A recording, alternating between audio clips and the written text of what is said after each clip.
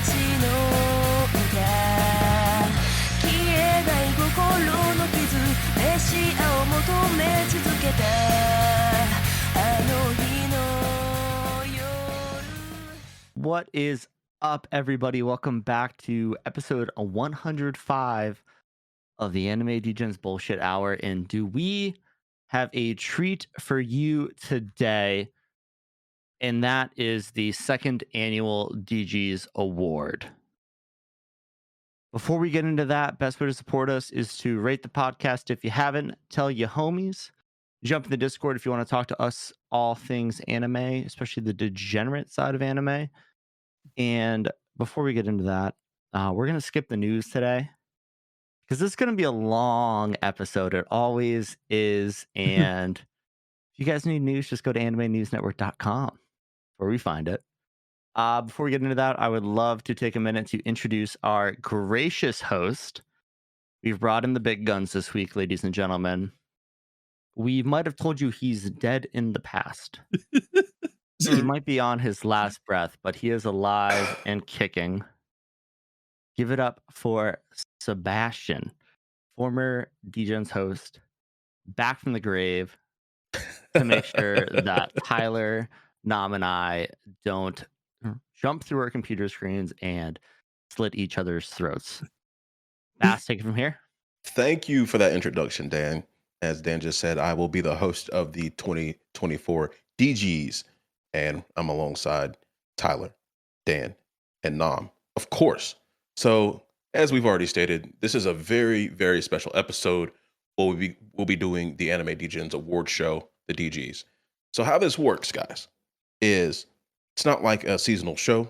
We will be covering all shows that it aired in 2024 or any shows that were covered on this podcast, regardless of their air date. So you all have spoken, and we've asked you about your choices for each one of these categories, and that will be the tiebreaker, the listener's choice winner. So the format will be, we'll go through each award. These guys will have their own votes. If there's a tie, the listener's choice winner will win. So I have that behind a nice little curtain, so these guys don't even know what's going to happen when that happens. So it'll be very, very interesting. And of course, the listeners are never wrong. Just putting that out there. No, they're always wrong. Yeah, I was about to say that is. I'm bull always crap. right. I'm always like that. I'm Don't you always, dare. I'm always right. Yes, but yeah, these guys have some nominations for you guys, and then we'll kind of work through all of them. And I love doing this last year. I had to come back for you guys and show some support, be in an unbiased, well, everybody's biased, but an unbiased host here. So these guys don't argue. So without further ado, are you guys ready to get into it? Let's do it. All right, guys. So we're going to start off with some old categories. They've added some new categories this year, but this first one is one of my favorite categories, the villainous fashionista.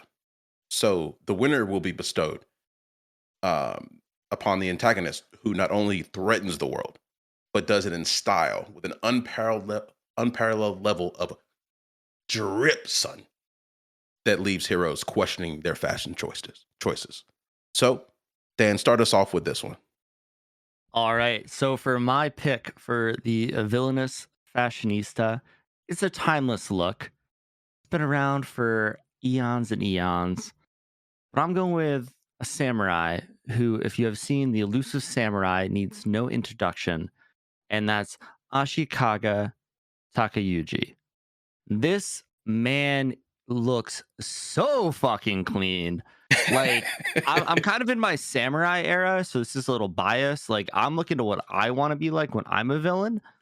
If I wanted to take over the shogunate and lead Japan, this man is my North Star. This is what I'm looking at for what I want to look like. His fucking ornate samurai armor, clean. That chest plate and the shoulder pads and the neck gear, like necklace, whatever you want to call it, fucking clean. And when he's not wearing his armor, he's got these flowing, ornate looking fucking samurai robes. It's drippy as hell. And this is who I'd want to be if I was taking over the shogunate. I will say, somebody stole who I wanted to nominate for this award, so I was grasping at straws here. But Takayuji, you're fucking drippy as hell, man. Respect. Yes, and to add on, I have a picture here. I'm loving the gold accents all over these fits. Really knows what he's doing. Yeah. But Tyler, hit us with what you got.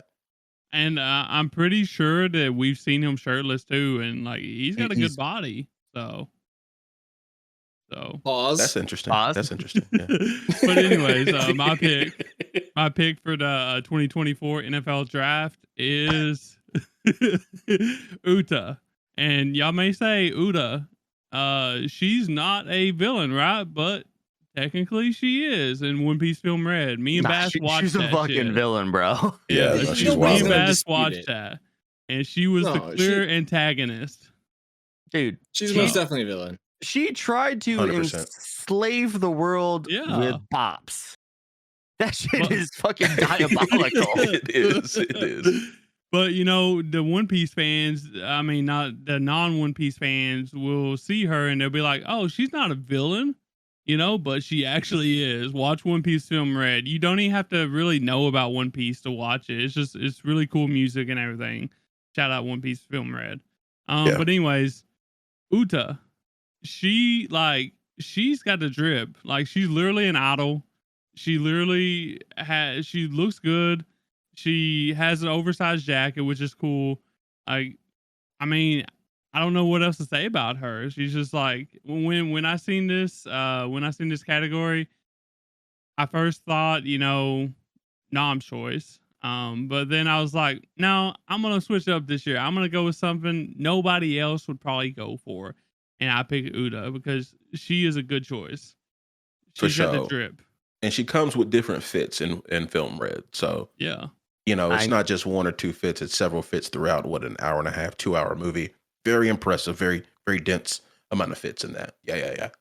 I mean, with Uta, like, if you were gonna have like Nike on Fashion Week, that's the drip they're rocking. Yeah. Right there. For sure. She got the drip is all I know. I ain't never lied. I ain't starting now. All right. Now that we've talked about Uta from One Piece, Nam, who you got for us? Well, speaking of drip, there's only one villain I can truly think of that really exemplifies that. First off, I want to say, just look at me, right? Look at Dan. Look at Bass. And look at Tyler. Now let's look at my choice. Muzan. Kibutsuchi from Demon Slayer. That man exemplifies an Michael aura of Jackson. style that no villain, I think, could honestly keep up with. Just rocking all those different suits that he does and pulling it off in such a class and style. My God, I wish I had that man's wardrobe. Just his wardrobe, though. Calm down. That's all I need. Right. You wish you had Michael Jackson's wardrobe, is what you're saying? Precisely. Look, hey, you know what? That man's got some style, Bro, and it's hard to top. Nam could pull off the one glove that's just shimmering so well. I can see her. I can see it. You right have now. no idea.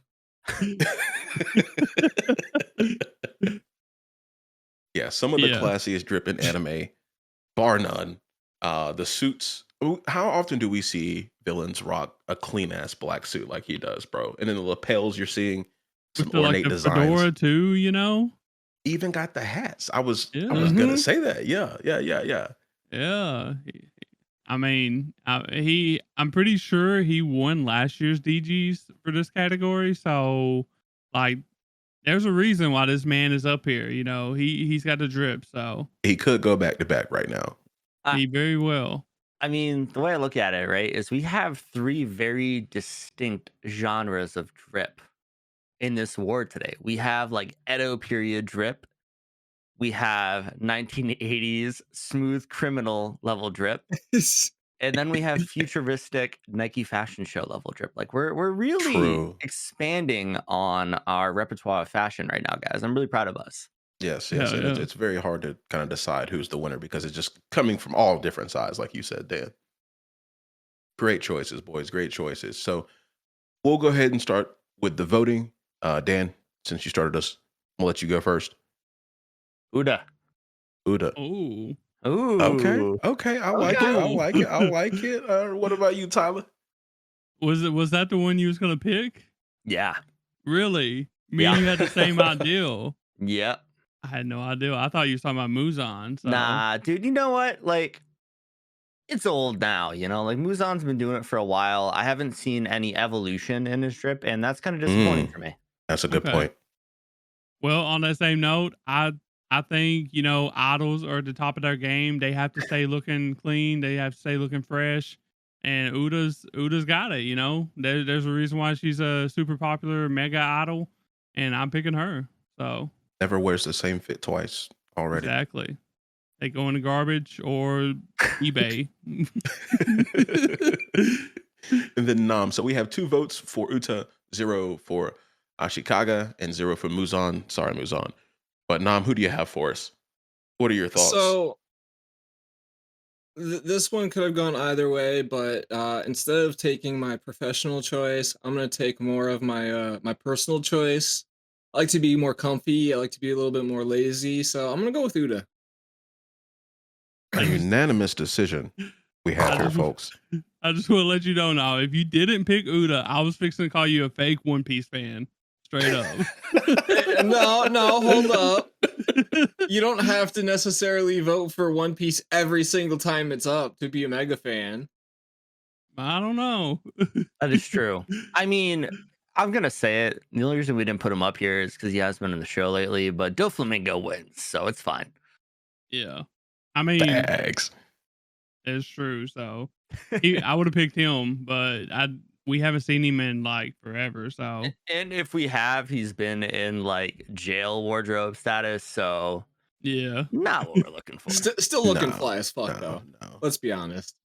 Most of our candidates He's still got will his be free glasses citizens. and everything.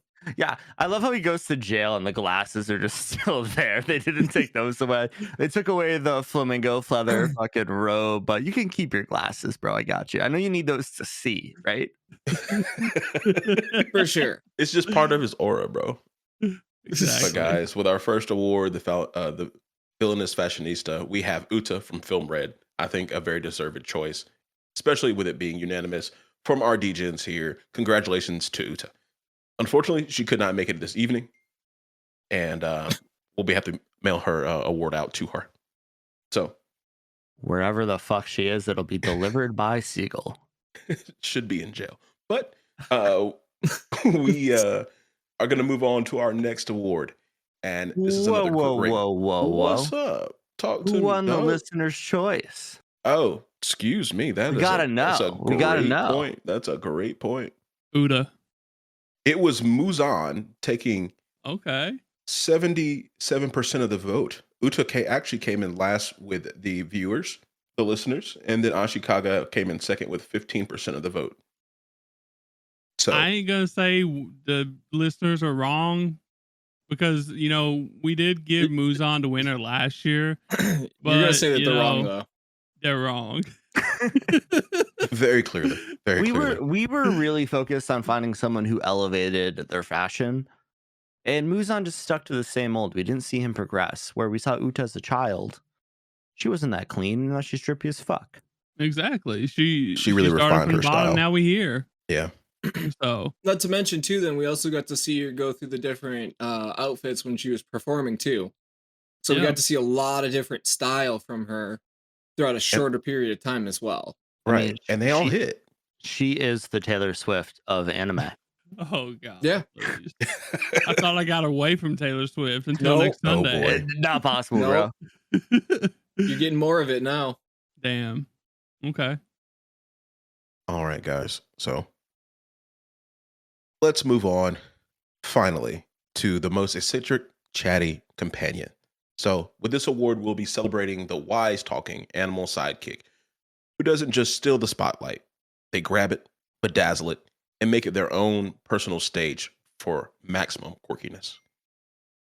So, Dan, you went first last time. Tyler, let's hear from you first. Yeah. So my choice is gonna be Turbo Granny, which is the cat, and Dandadan, as y'all all know. And I had to pick this one.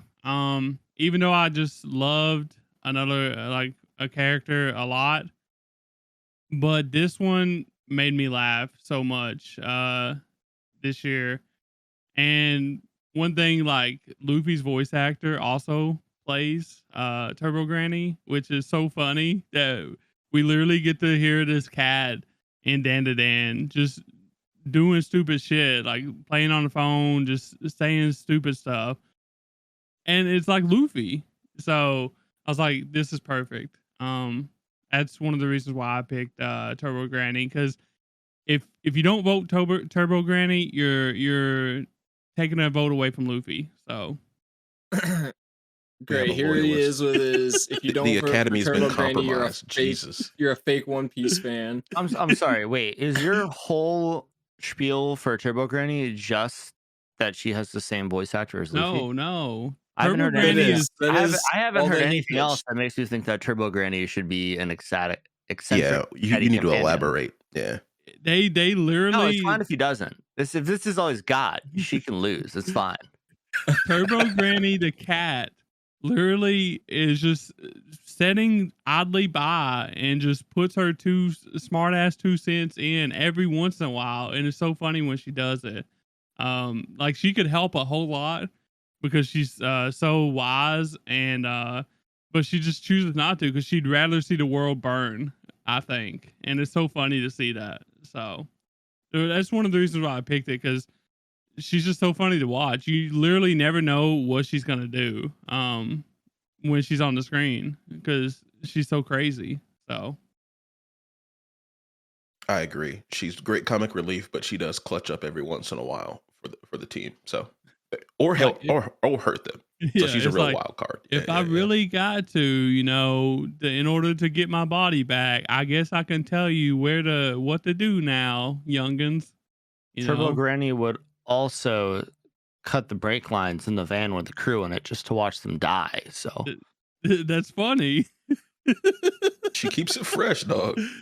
You literally know you got to stay on your toes, bro. I love that. Excellent. So anything else for Turbo Granny? No, that's it. All Case right. closed. So Nom, who do you have?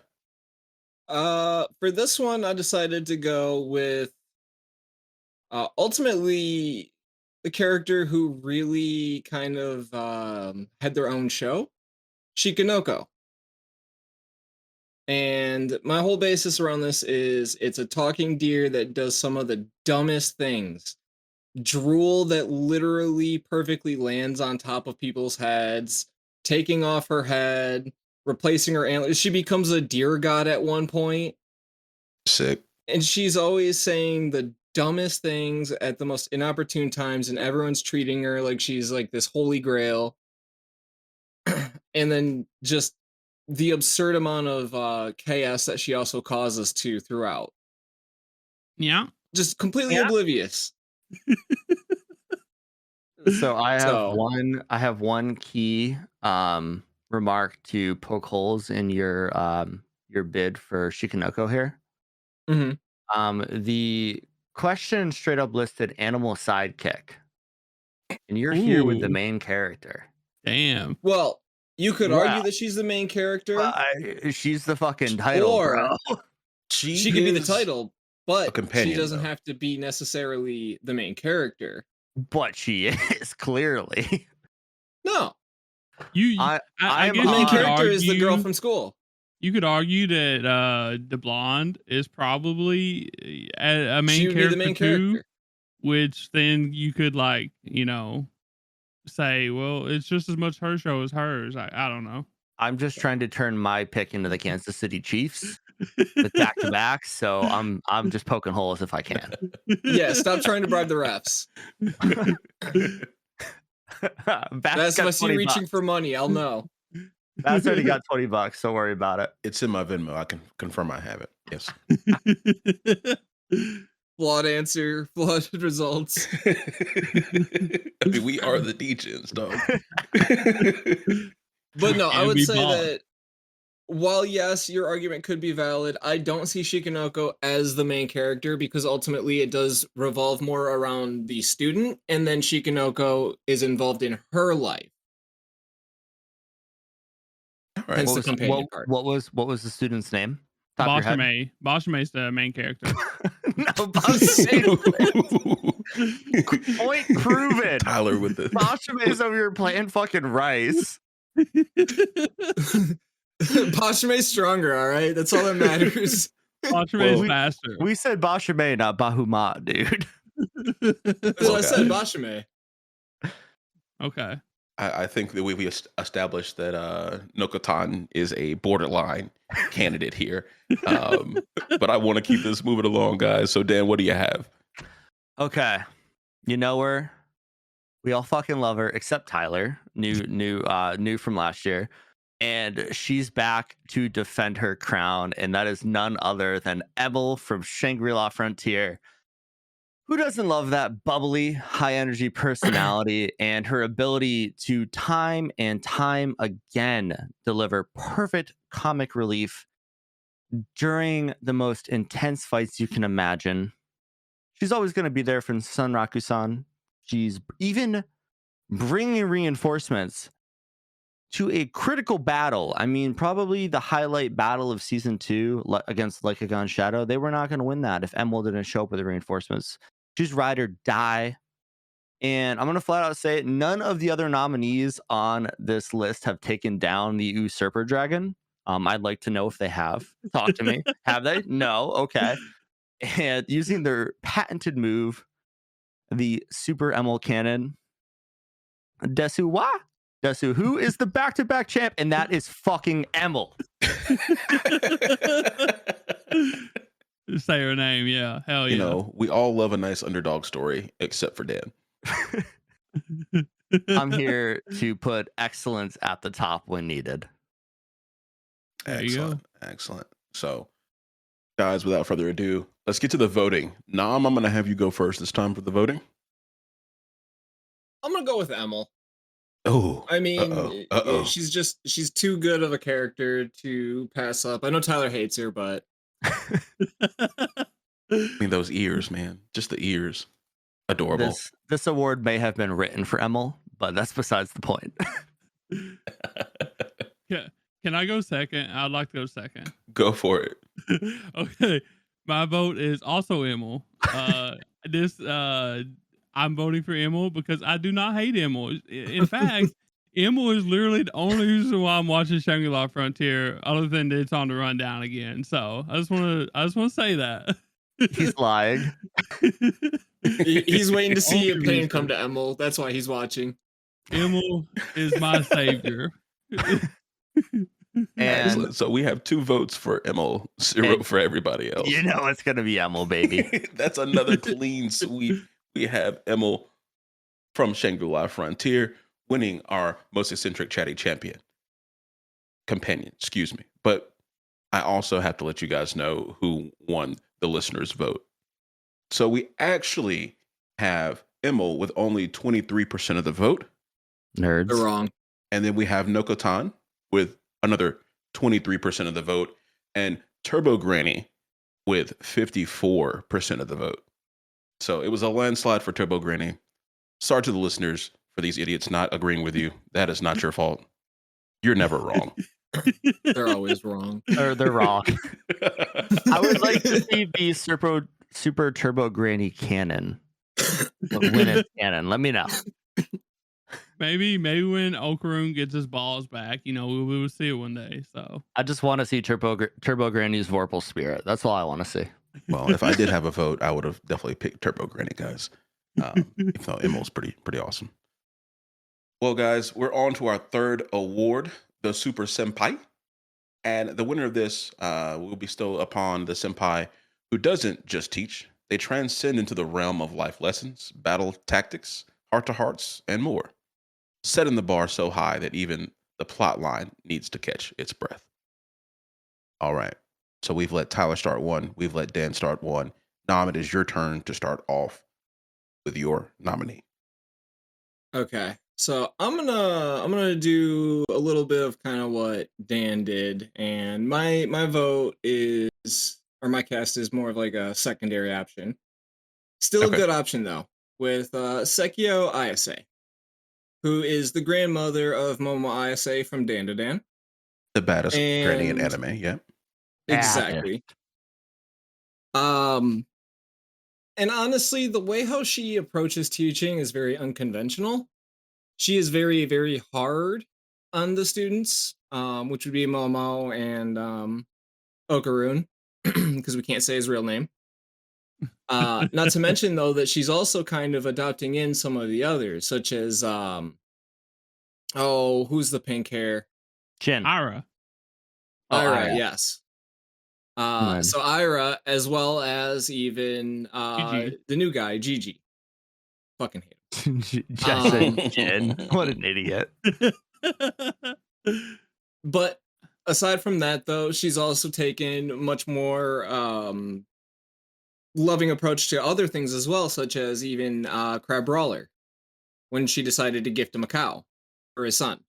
True. That's So- true.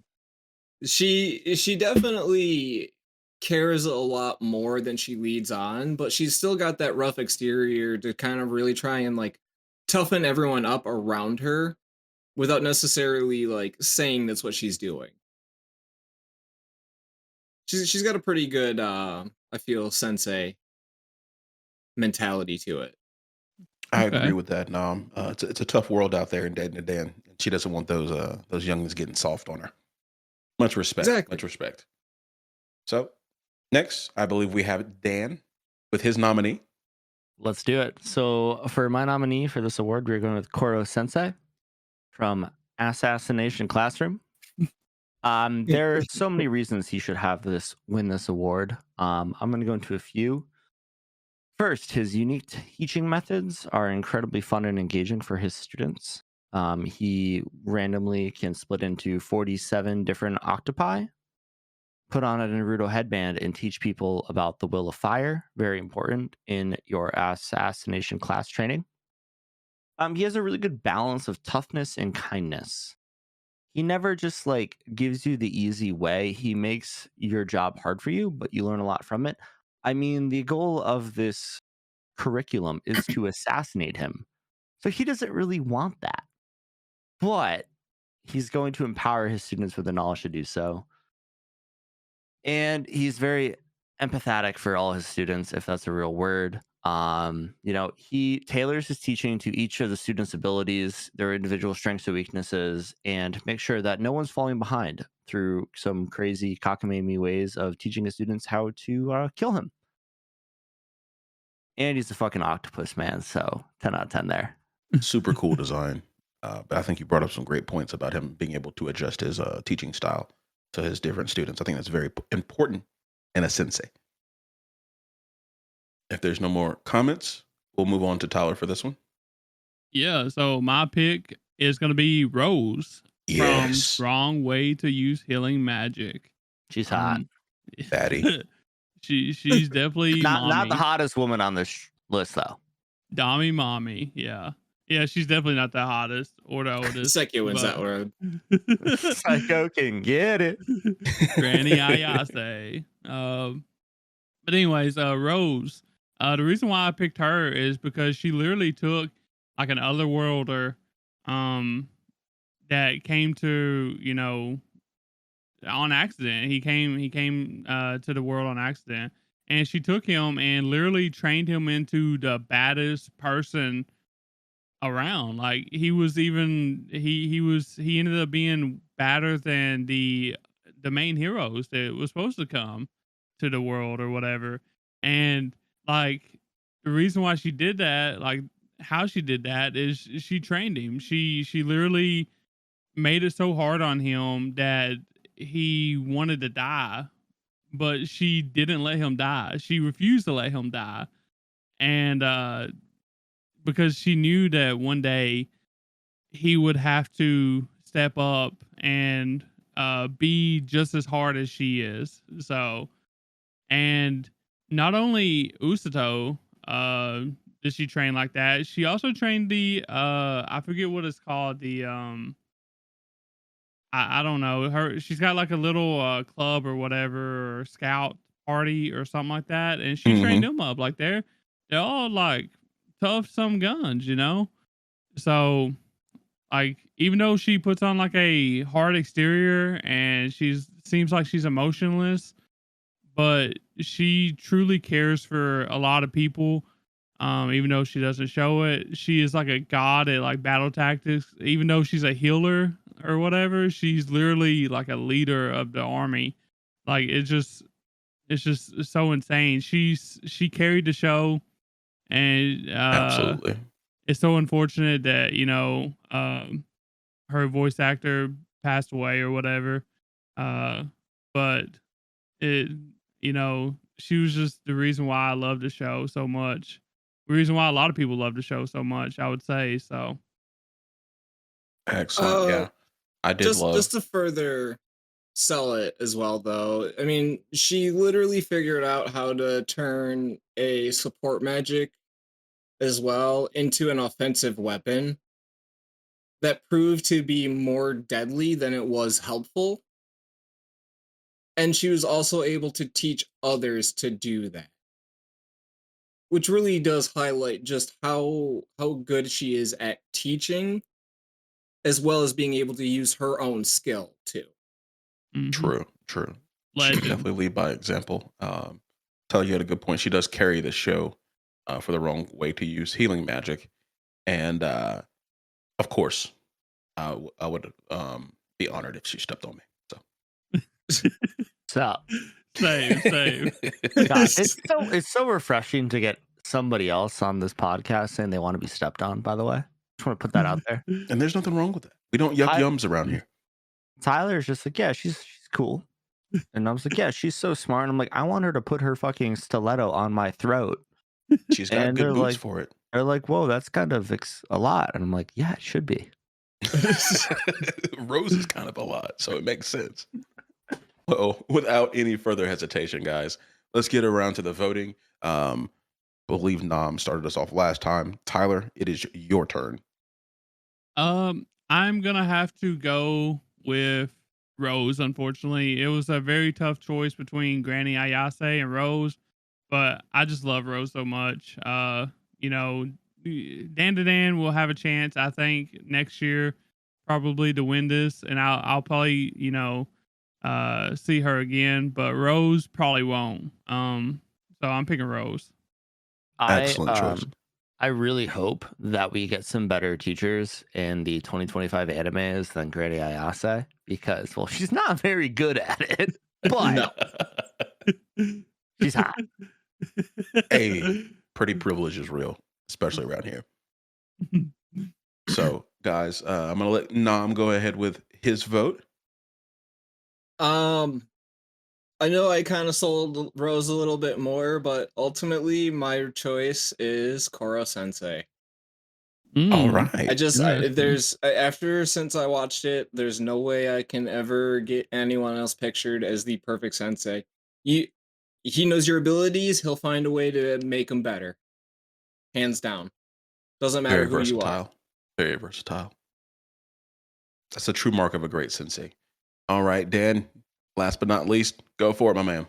I'm going to leave this one up to the listeners. And while Koro Sensei was my nomination, and he is definitely the best teacher on here, I am way more into the Granny than I am the Octopus Man.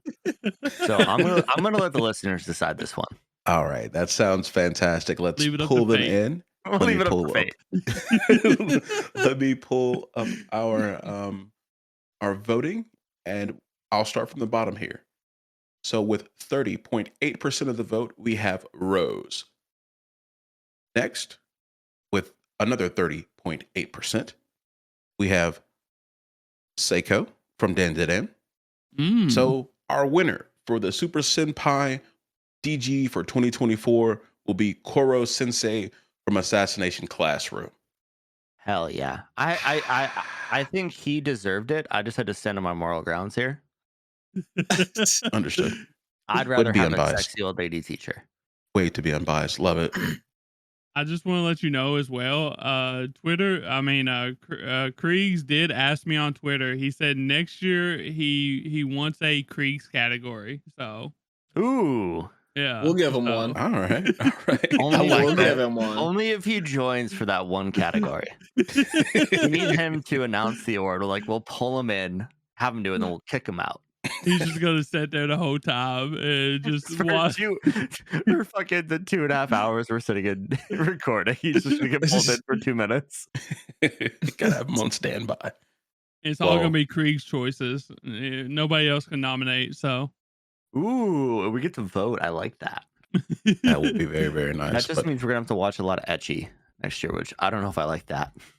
not true. I mean, Granny Ayase could have fit on that. Rose could have fit on that. That's true.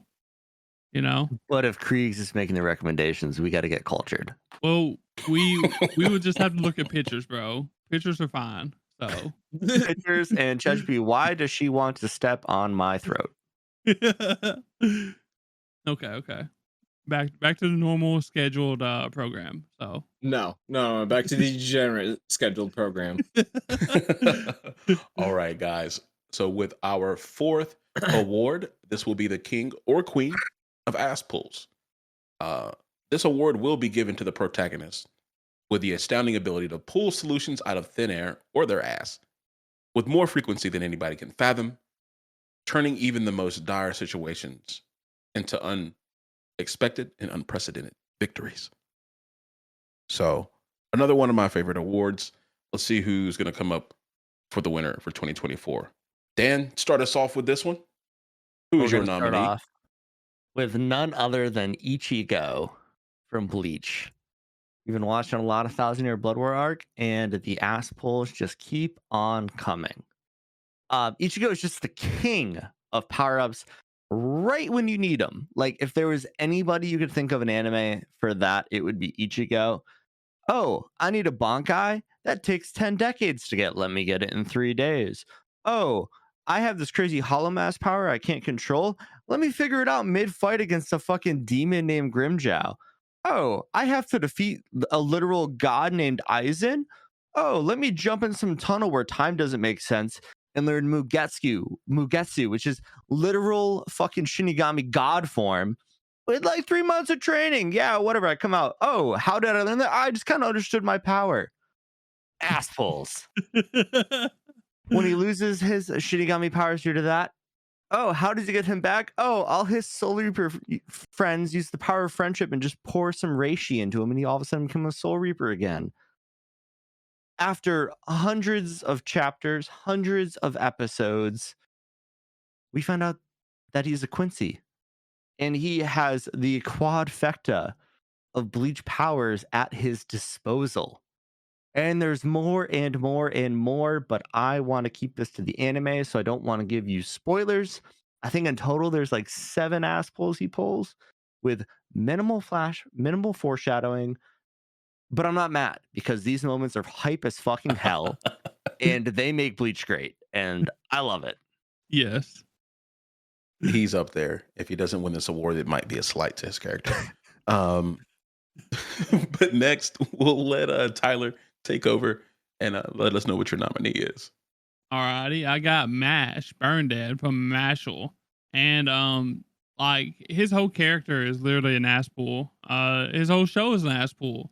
Everything he does is an ass pull. He's literally in order to fly to play Quidditch or whatever the hell they call it in this damn anime, he just kicks his leg really fast, which is not real. That's stupid. Ridiculous. Like that's just one example. Like it's example after example after example of him just doing abnormally stupid things to make himself look like he's using magic through the willpower of himself and his muscles. Jim and Bob or Adam, I don't know who the hell they are nowadays. But yeah, I'm gonna keep it short and simple. I ain't no need to elaborate too much for him. If you see Mashal, you know that's who I'm picking. So Excellent. Great choice by Tyler there. The show is just a series of ass pulls. You are correct about that, Tyler. mm-hmm. All right. Last but not least, we're going to go with Nam. Your nominee, sir. My nominee is gonna be Noko Shikanoko from Shikanoko. Exactly. And honestly, this whole show was nothing but an ass pull. Her antlers can detect everything, including apparently virginity. Her antlers can also be bombs. She can What? use them as weapons. She can literally replace her antlers with new antlers. She can become a god. She can prophesize the future. I mean, she is borderline close to Ichigo level when it comes to ass pulls. They just condensed it way shorter so it was less impactful. But the ass pull like limitations, there are none when it comes to her. She literally turned into a fucking attack copter raining down bombs in the last episode. She did achieve my isekai truck-kun dreams by becoming an Apache helicopter. I was kind of jealous. She really did. And she's not even an isekai. Well, we don't know She that. achieved it without being an isekai. Well, Bullshit. we Off we the had strength. we had a Off the strength. conversation after Vending Machine on what we would want to be turned into if we had to get isekai'd into an I do anime remember opera. that. Yeah, no, I And do remember I that. was all on board for the Apache attack helicopter. See, we picked wrong, boys. We should have picked a damn deer. You could have done all of it. Yeah, see? Yeah. So, But yeah, so Shigenoko is who is going to be my my choice, my candidate. Excellent. 3 excellent choices, guys. I've seen all these anime, and there's some insane ass pulls in each one. I think Ichigo has a very strong chance to win this, but we'll see. So I'm gonna pick at random. Tyler, give us what you got. Who I'm will gonna be your vote pick? for Shigenoko Noko. That's who I'm All gonna right. vote for because Noko-tan. what Nam said, she is a walking ass pool. So the point of the show. If they would have used that more, the show would have been better. So Mm. Mm. All right. So this time, Dan, who is your vote? Your pick? Yeah, I think one of the clear things here is we had to be in, use these ass pulls to get out of dire situations. And frankly, Shikanoko bombed her school. She is a literal terrorist. So I'm gonna stick to my guns here and say Ichigo. All right, guys. So far, we have 1 vote for Nokotan and 1 vote for Ichigo, 0 for Mash Burn Dead as of this moment. But Nam, you can change that. Who you got? I could change that. You're right. I really could. However, Mash is not that much of an asshole as much as the man who literally has the powers of God, and they probably just haven't revealed it yet because he's got literally every other ability known to mankind, and spirit kind, and hollow kind, and Quincy kind. You get the point, right? Ichigo. All right. That man literally took a fucking arrow, had half of his side obliterated, and then in the next episode, he's just walking around. Oh yeah, no, that didn't really happen. Bro said, "Fuck it." I'm limiting him like that. So, guys, Ichigo is our winner with 2 votes. Nokotan came in second with 1 vote. But before we move on, of course, I have to let you guys know who the listeners chose as their favorite for this award for 2024. With 7.7% of the vote, we have Ichigo Kurosaki, which is fucking Idiot. wild. What the fuck are you guys doing? With 15.4% of the vote, we have Nokotan. Whatever. Okay. But who the people chose by a landslide with 76.9% of the vote was Mash Burn Dead. I'm gonna accept that. I think recency bias is playing a big part in this. Okay. I was gonna say, did we just show it to a bunch of Potterheads and let them vote? Hey guys, Harry's not on the list because he's full of ass pulls too. And I think Mash is probably the least deserving of this because he does put in the work to get those muscles. Well, that's He it, works out. He's not pulling things out of his ass. He's pulling things out of his grit, determination, and manliness. Working out all I want you day. to show me a dude that has gained as much muscle as Mash and can fly by kicking his legs really fast. Well, I can't because nobody works out like Mash does. Boom. True, you got Boom. me. I'll forfeit. You got me. He's like, I concede. All right. I want you to show me I a man yield. who can bench press a fucking tree with starting from a twig. Yeah, you got me. There's only one, and his name is the One Punch Man. So, hey, we have our winner, Ichigo Kurosaki of Bleach. Definitely a great choice. Excellent, guys. So, with our fifth award of the 2024 DGs, we have the Fusion Dance Masters. This will be awarded to the dynamic duo whose fusion dance would not only break the internet, but also rewrite the laws of physics and the aesthetics. Gotta have some drip. And they should showcase a level of coolness that defies comprehension. Straight up DBZ style, boys. This was a tough one this year. I'm just gonna put that out there now. I see some things here, and it's just looking pretty tough.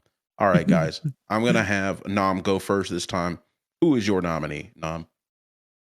This was a tough one, mainly because it took a long time for me to really figure out more or less what this was really trying to go for. And after seeing a bit of what others put, it really kind of inspired me to put who I feel is the most obvious choice. I mean, the way how they come around the corners and the way how they just absolutely bomb through the fucking narrow passages and the uphills. I'm talking about Katagiri and the Toyota AE86. And it's not even the AE86, it's just the GT86. Okay.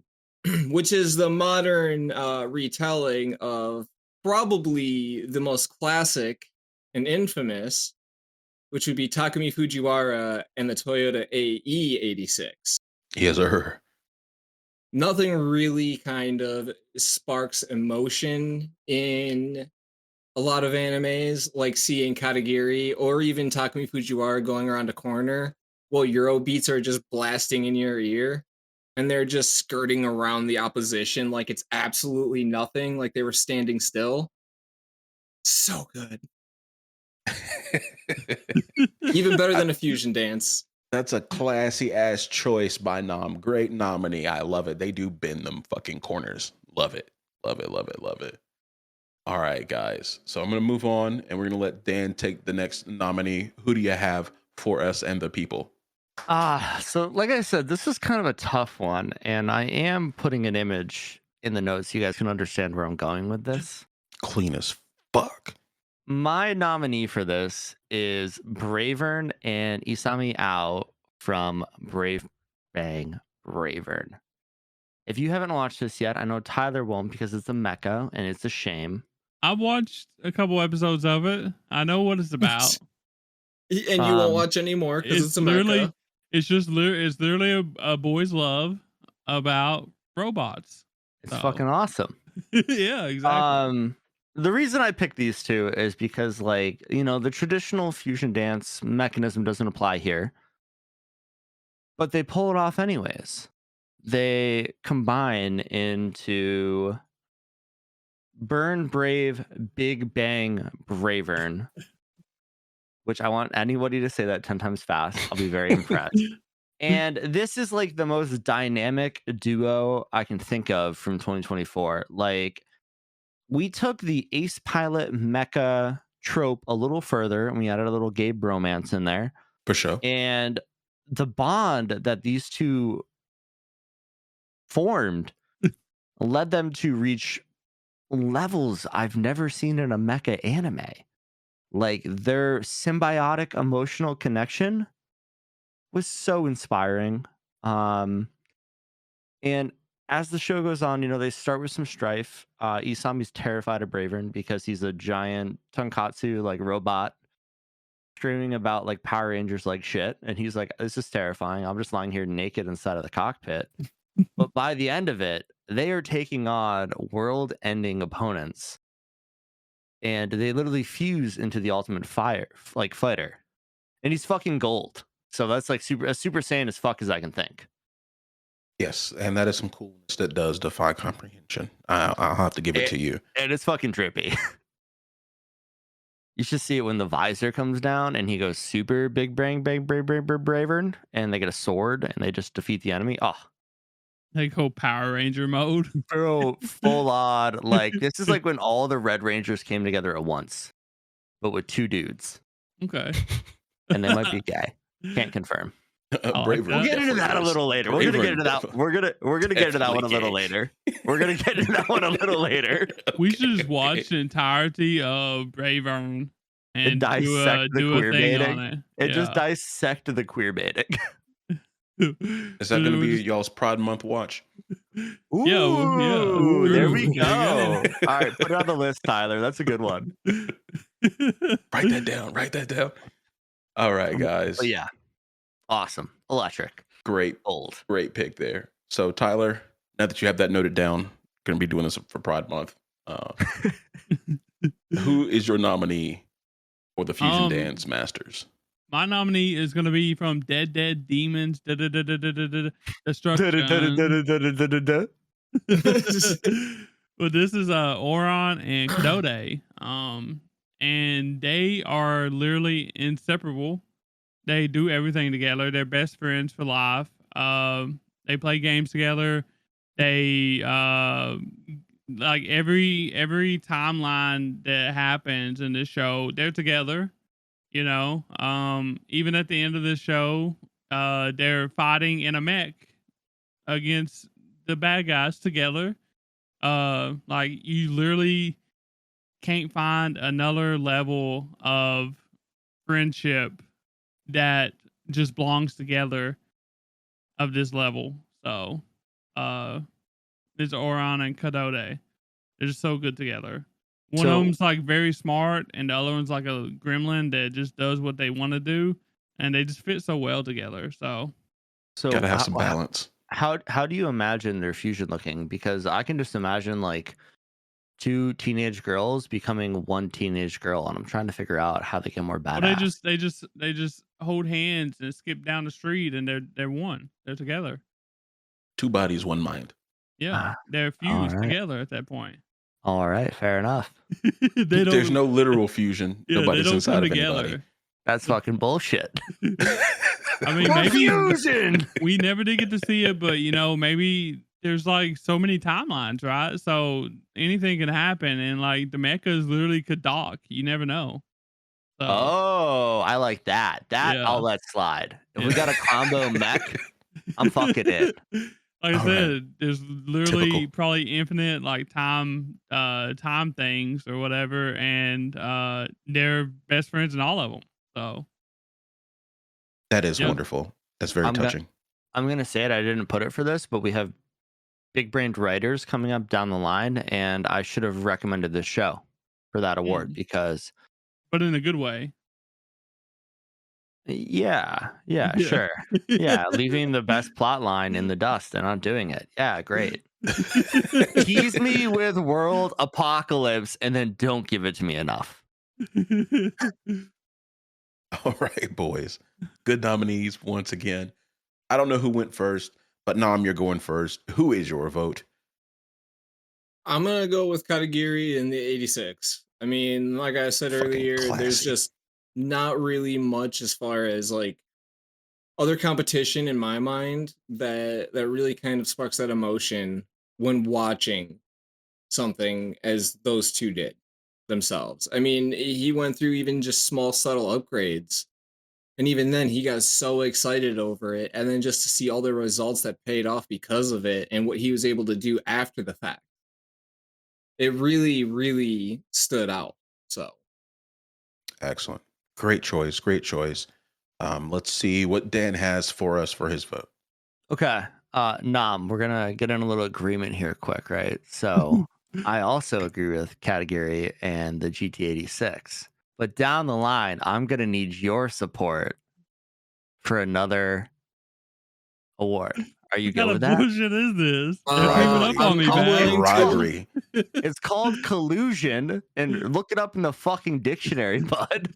They're teaming up on me, y'all. I am very excited to see MF Ghost get an award here. This is one of the, as like bad as it is at some things, it's so good at other things, and it is the perfect spiritual successor to Initial D. So my vote is also for category and the Toyota 86.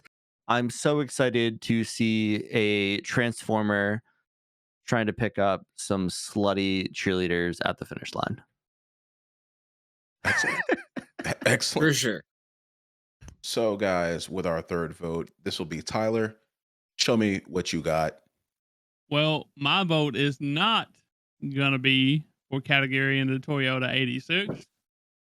My vote is gonna be for Orion and Kadode from Dead Demons Destruction. Boo. People should go watch this because it's literally the best. And they are the best, and they're better than category and Toyota 86. So. Whoa. Ooh. I've watched Ooh. both, and We'll let you have one wrong answer here tonight, Tyler. This is your one wrong answer. We're fixing to find out because the listeners are gonna tell me I'm right, probably. the listeners are going to respect the giant golden gay robot.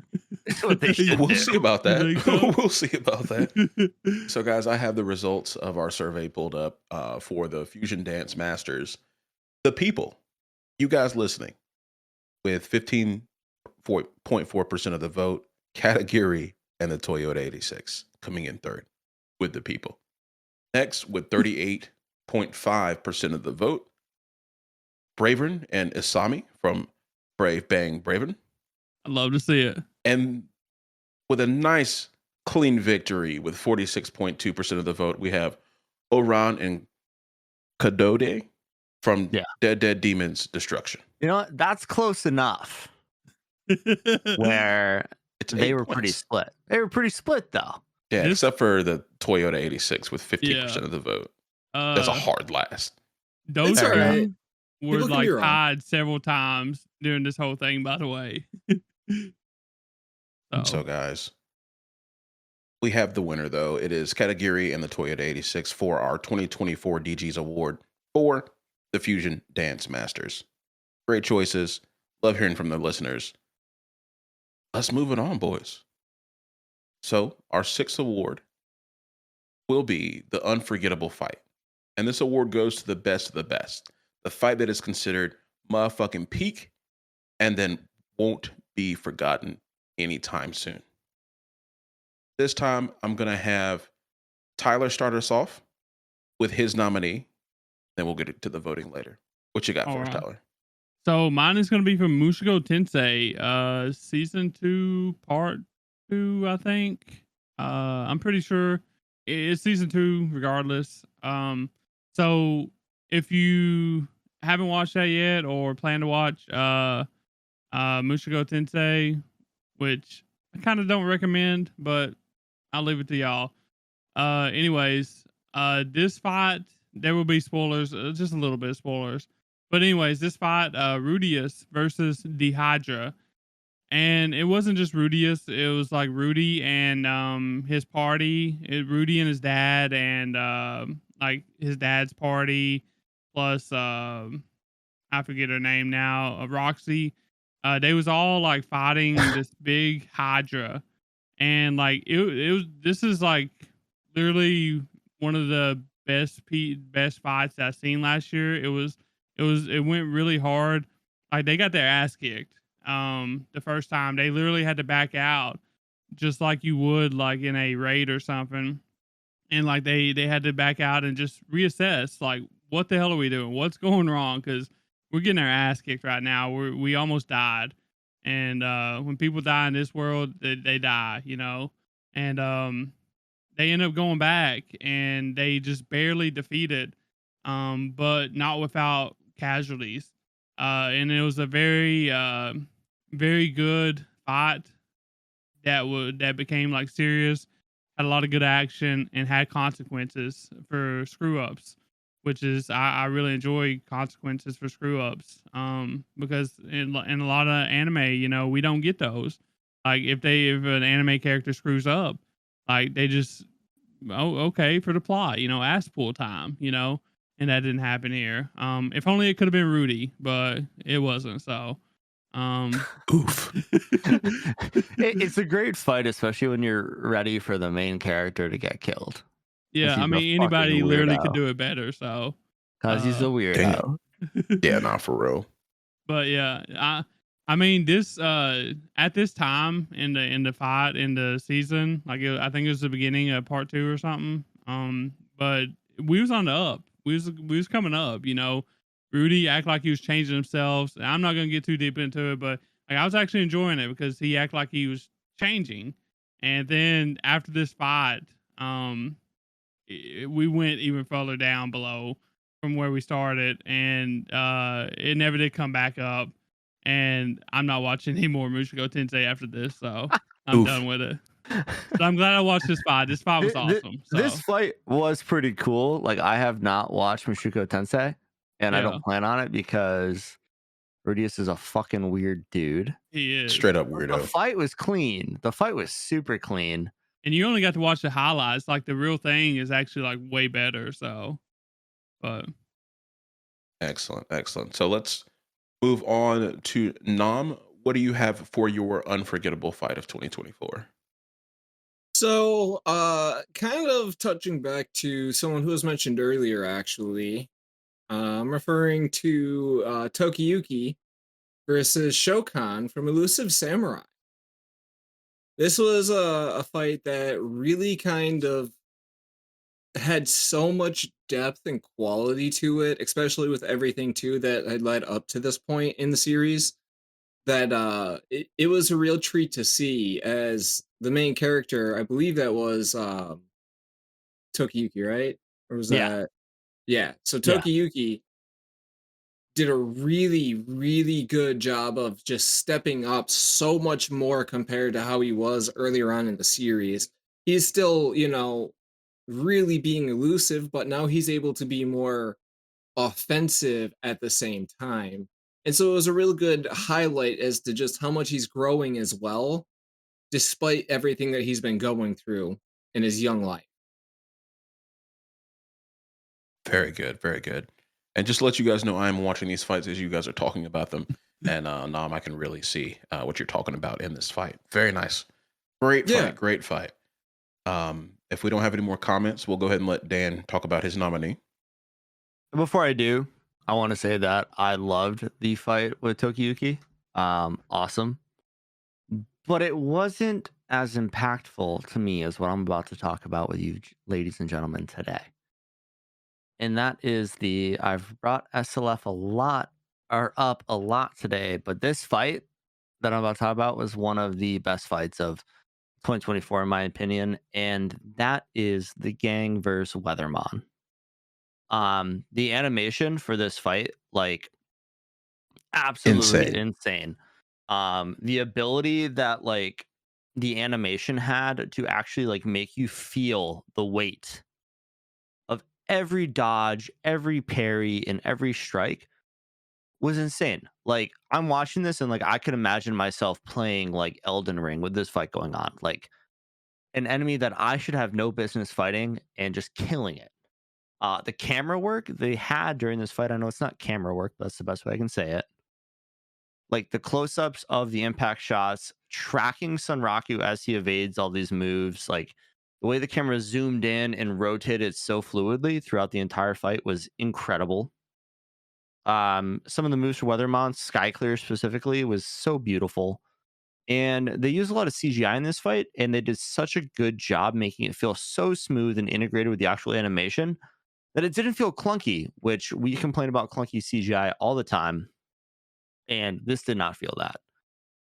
This was such a good fight for me because, like, as we play video games, there's certain ones you get into, and raw skill just comes down to what it is. And this was a complete masterclass display of raw skill as a gamer versus broken boss mechanics. Weathermon's AI was literally adapting to Sunraku's moves and what he was doing throughout the entire fight.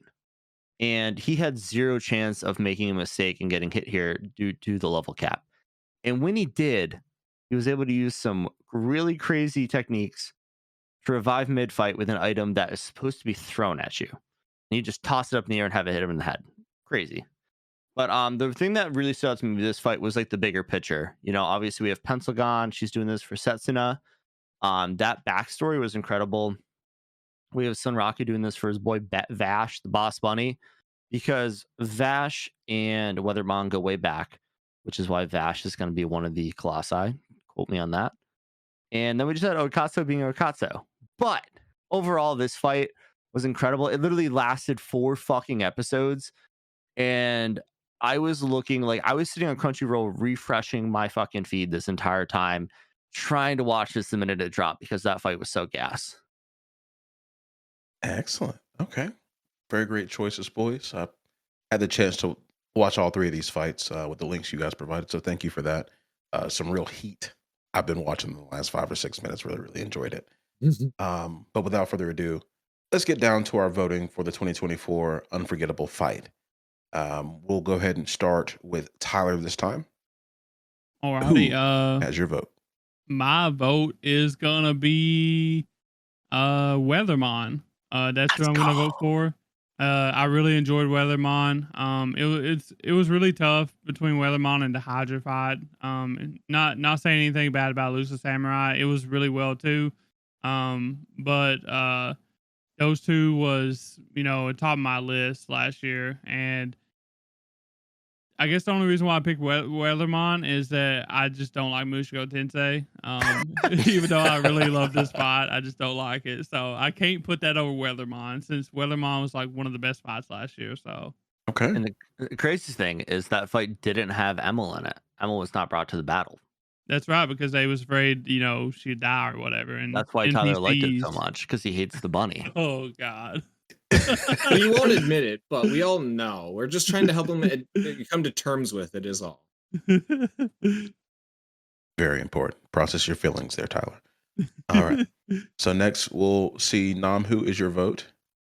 My vote's going to be for Weathermon. I mean, I've really been enjoying SLF ever since it came out. I was really high on it even before I joined the Degens. So, I mean, there's no way I wasn't going to vote for it, truth be told. Understood. Very clear, cut and dry. So, Dan, what you got? You know my vote. I just went on a rant about it. We're good. All right. So we have a unanimous decision by the Degens. But before we officially award this award, let's talk about what the viewers, the listeners, chose. So we'll start off with 16.7% of the vote. It's Tokiyuki versus Shokan from Elusive Samurai. Followed up with 25% of the vote, Rudy and Company versus the Hydra. We all agreed. Yes. So it was an absolute landslide with 58.3% of the vote. We have Sunraku versus Weathermon.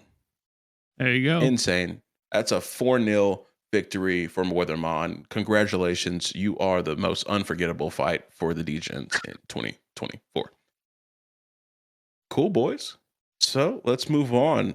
This is my favorite, bar none, award that we have this year. I haven't gotten a chance to look at some of the new ones, but number 7 for the Degeys will be It's a Certified Bop. I love music. I love anime music. It's going to be great, guys. This award will go out to that one OP that not only goes extremely hard for no reason, but also looks great. And it's got to fit the show too, right, guys? So we're going to let Dan start this one off. I'm just kind of picking it random at this point, boys. Who is your nominee, Dan? Yeah. So my nominee is Rock Me Kiss Me featuring Motsu by Yu Serizawa. This is from MF Ghost. I know this isn't gonna win. That's fine. It's not gonna be my vote in the long run because the song I want was already taken. But we needed some fucking Eurobeat in this discussion, and I wanted to bring more exposure to MF Ghost. Okay. This song's a fucking banger. The opening is really cool because it's just cars racing. And the cool thing with this is in season 2, the race takes place in the rain. So you're just watching cars skid out, fucking hit guardrails and shit. That's fucking racing, which is awesome. But it's Eurobeat. The chorus just gets stuck in your head every time you listen to it. It makes you want to drive 90 miles an hour on your way to work. And I'm going to make a Eurobeat award next year. And we're going to watch more Eurobeat anime, aka more car stuff, so we can talk about it. Excellent. I'm rigging the awards. We're getting a Eurobeat award next year. I'm going to need more funds. I'm cool with it. Tyler's, fuck, I have to watch car shows. All right, guys, let's move on to our next nominee. Tyler, who did you come up with? Or what did you come up with? So my choice was going to be my dear friend Nokatan's OP. I think we can all agree that was a banger. It was very catchy. It's what it's like what made people want to watch the show, because like this was in like the trailer and stuff, right? And also a cool fact about this is that it's actually sung by the voice actors of the cast, the Japanese voice actors or whatever.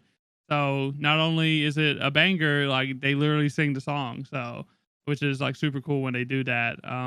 I think One Piece recently done something like that too, right? I think so. I love how we just have the epitome of brain rot Yeah. in our nominees. It bops though. It is a bop. Yeah. Like there were YouTube videos that was just like Shika Noka Noka Noka Koshi Tan Tan on repeat for 5 hours on YouTube before the show even dropped.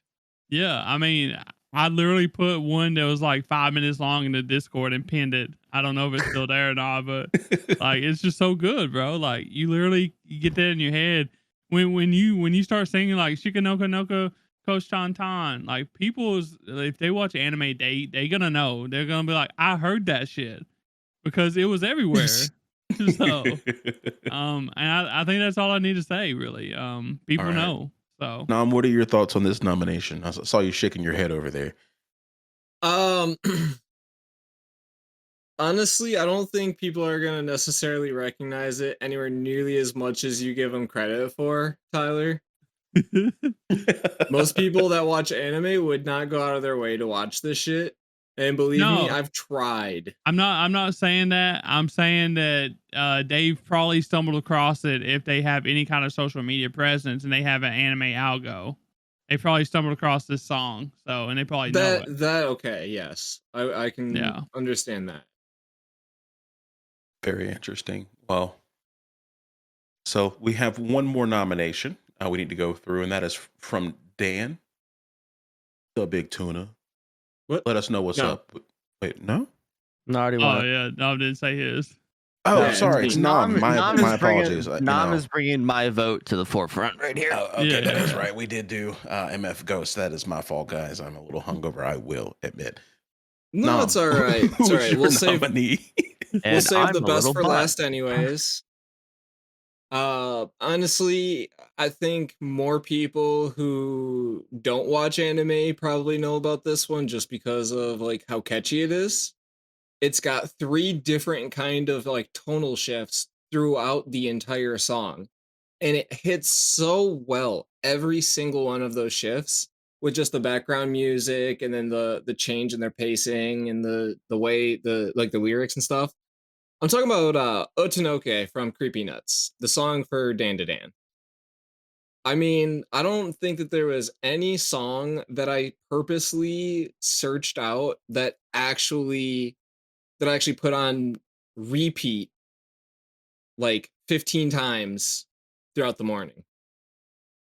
That shit gets you going, for real. Yeah.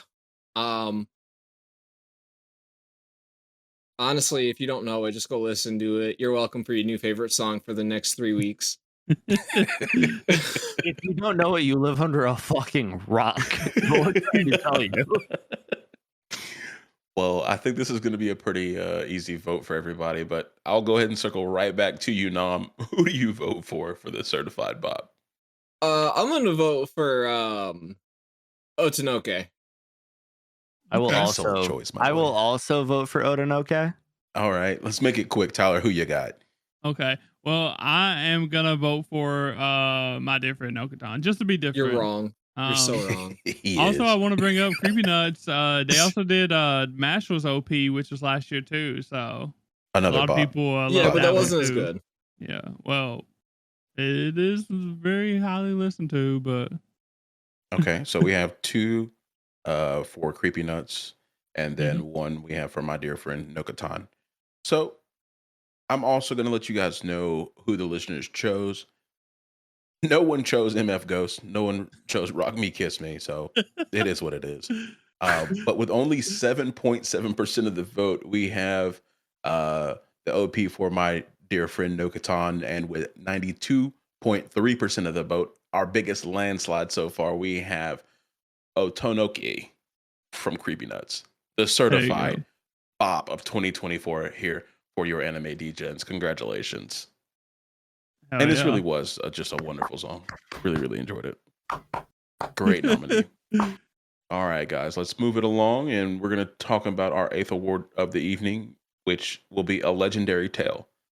This one goes out to the anime that has a great story, one that keeps you coming back to see what's going to happen next, and is a true one of a kind. So I'm going to start it off here, maybe with Dan, and we'll go from there. Yeah, you can do Tyler last for this one. So my pick for this, we got a little out of the box due to the fact that the literal definition of a legendary tale was already selected, and I'm going with Konosuba.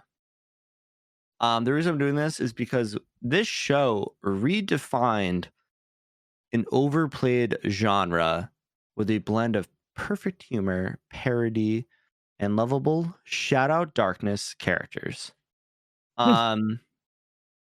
Unlike most isekais or fantasies, like when it comes to storytelling, Konosuba is extremely grounded, which I enjoy.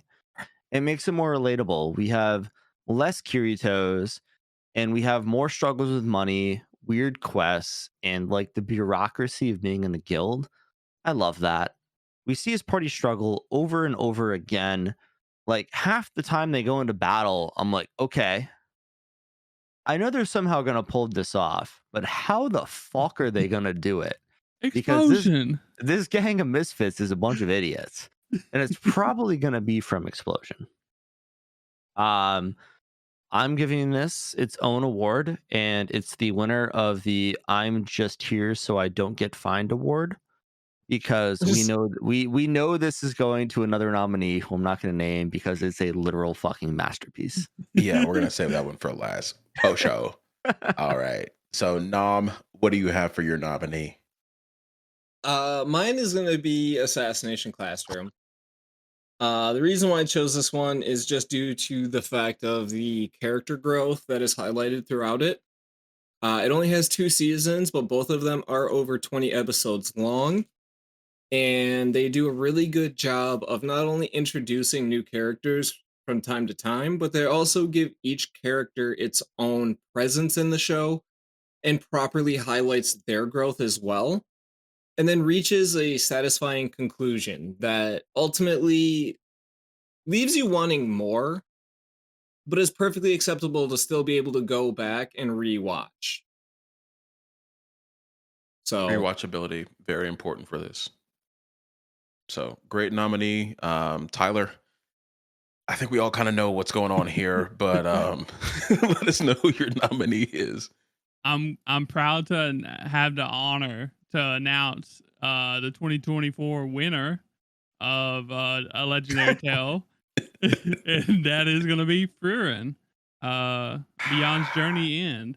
And like, if you haven't heard of this, to quote Dan, "You live under a rock." End quote. I'm and- glad that "You Live Under a Rock" is now my. It's attributed to me. Nobody else has ever said that before. Yeah.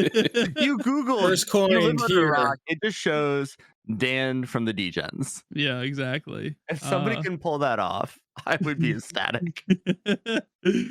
But yeah, if you haven't seen Frieren, please go watch it as soon as possible. It is clearly a masterpiece. It is a legendary tale. This award, if we could give it to Frieren every year, it would win every year. Maybe we can pull that off somehow by doing a rewatch of Frieren every year. I don't know. Coming. But yeah, I don't think it needs any further explanation, and I think we're all on the same page, and I kind of want to do that, 3, 2, 1 together thing. You know what I mean? No. You don't want to do that. No, let Bath do his job. All right, And guys. you're fucking laid. I'm just gonna call it right now. We don't need to do a vote here, do we? No. Okay. No. So the award for the most legendary tale of 2024 is Frieren, Beyond Journey's End. I will also let you guys know who the listeners chose, and they're not fucking stupid, at least right now, with 100% of the vote. Frieren, Beyond Journey's End. Unanimous. We I were know what's up. we were very nice, and we kept One Piece off this list for you guys. We made it easy. We wanted the award to go to Frieren, but One Piece still the winner. Oda's still the GOAT. Next question. All right, guys. So the next award we're gonna review is Throwing Money. Like, I forgot how you say this studio's name, guys. UFO table. Yeah, that's what I UFO say table. too. Okay, yeah. It's probably not correct, but that's how the No, it DJs is. say It is. It is. Oh, You're fine. really? Jesus. Okay, Throwing Money like UFO. UFO table. So we all know UFO tables, Demon Slayer. It has no budget. That's very true. But this award goes out to the show and the studio that develops top tier animation and visuals, no matter what the cost is. Really bringing the visuals to the motherfucking people. Without any further ado, let's start it off with Nam this time, since I forgot him for a couple of awards ago. Who is your nominee? My nominee is going to be A1 Pictures because of Solo Leveling. Solo Leveling was, while still being highly hyped, a relatively newer show that didn't necessarily need to come out quite as hard as it did, and they really showed up within the first couple episodes.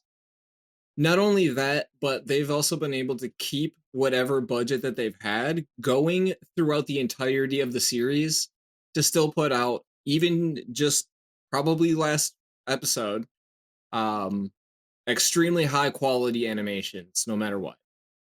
Whether even if it's a dull episode, right, where there's just a lot of walking around and stuff like that, the animations are still clean, they're very crisp, they're showing full walking animation, there's not a whole lot of stutters, there's not a lot of cut corners and stuff. Obviously, that's not cheap. It's so hard to animate Sung Jin Woo just hammering away at crystals looking that good, guys. Oh god, yes. Is he I- really E-rank? Dude, I had to like cross my legs and hide my boner watching that man go to work. Also, it's so hard to animate teeth, and they do a very good job at doing it right. So, Don't get me fucking started on the teeth, boys. what a statue, bro! Like it was great. Yeah, bro. you right. You right. I mean, Yeah. if anything, Dan, I would like your expert opinion on the teeth. They're good. They're creepy, but they're not too lifelike. Okay, very good, very good. They're the nice healthy balance that you need. Yeah. Yes, yes. All right, Tyler, who is your nominee? My nominee is going to be Toei. And they did One Piece, of course. The One Piece fan letter, obviously. Mhm. And I also want to mention Girls Band Cry. For my idol, my girls band fans. They done a phenomenal job in all of them. As you know, they like changed up the animation style in Egghead, and they brought that to the fan letter too. And like it doesn't miss, it's absolutely peak. And Girls Band Cry, it's like fully CG. I'm pretty sure it's fully CG, and like it's really good CG. So that's the only reason why I wanted to bring that up. We see too many times that when a studio does like full CG or whatever, like it can go off the rails really fast. And for a show like Girls Band Cry, that didn't even get to be hosted on like Crunchyroll, High Dive, or anything. We literally had to sell the seas to watch it, and it was that good, And like Toei knocked it out of the park. So that's who I'm gonna pick. They are my UFO table of 2024. So Excellent, excellent. And then Dan, what do you have? I got Perot for 1,000-Year Blood War arc. I've talked a lot about this show, but they have pulled out all the fucking stops for this most recent release of Bleach. And like it did a good job of returning to the roots of Bleach, but with a lot more money. I tried to look up the budget for an episode and I couldn't get one. But based on the quality, it was saying it was up there with Demon Slayer, like 2.7, 2.8 milli per episode. Comparing the Thousand Year Blood War arc to the original run of Bleach is not fair. It does a disservice to how good the story is. But one thing they do so well is the integration of CGI with the traditional animation, which just gives like the Bankai scenes or like the transformations and all that so much more weight than the OG. And just to finish it off, like every week I watch a new episode of Bleach, I feel like I'm sitting in an IMAX theater watching this as an actual movie, which just blows me away every single week. Insane. Absolutely insane. I mean, the amount of fucking money they're throwing at this shit, which they should, is insane. Absolutely insane. I'm gonna have to agree with you, Dan. I only watch Thousand Year Blood War on my TV, my 75-inch TV downstairs with all the surround sound because it is a great experience. And it's very clear that they put a lot of money into this. Dude, if they condense this into a movie like they do with every anime now, my ass is gonna be sitting in an IMAX theater hoping I'm getting sprayed with reishi from the Bankai. Like I'm in. I'm fucking in. Man, imagine watching the one scene that's coming up in the next part in the theaters, bro. You know what I mean? That's a different kind of desire you have there, Tyler. Anime onlys are so confused right now, but me and Dan ain't. It's just me with like the fucking Doge meme bonk, horny, bonk. Yeah, okay. I'm done. All right. Good. Okay, guys, let's get to the voting. So, Nam, who is going to take your vote for the biggest money thrower? For this one, I'm probably gonna have to give it up to Perot. Don't get me wrong, I love One Piece. It's had such a huge glow up. I'm so proud of it. But at the end of the day, there's just something that Perot has done with Bleach that really can't be touched on by anyone else. Yeah, I want to add to that. Like the difference is like One Piece will have like every 8 episodes, it's insanely gorgeous. And then for the next 4 episodes, it's reaction shots. Perot hasn't done that with Bleach. They've been like, let's throw fucking 6 chapters in every episode. Let's keep this shit rolling and let's make it beautiful. So they have my vote too. You don't need to ask me. Yeah, the One Piece reaction shots have gotten very, very frustrating. So now let's go to Tyler with his vote.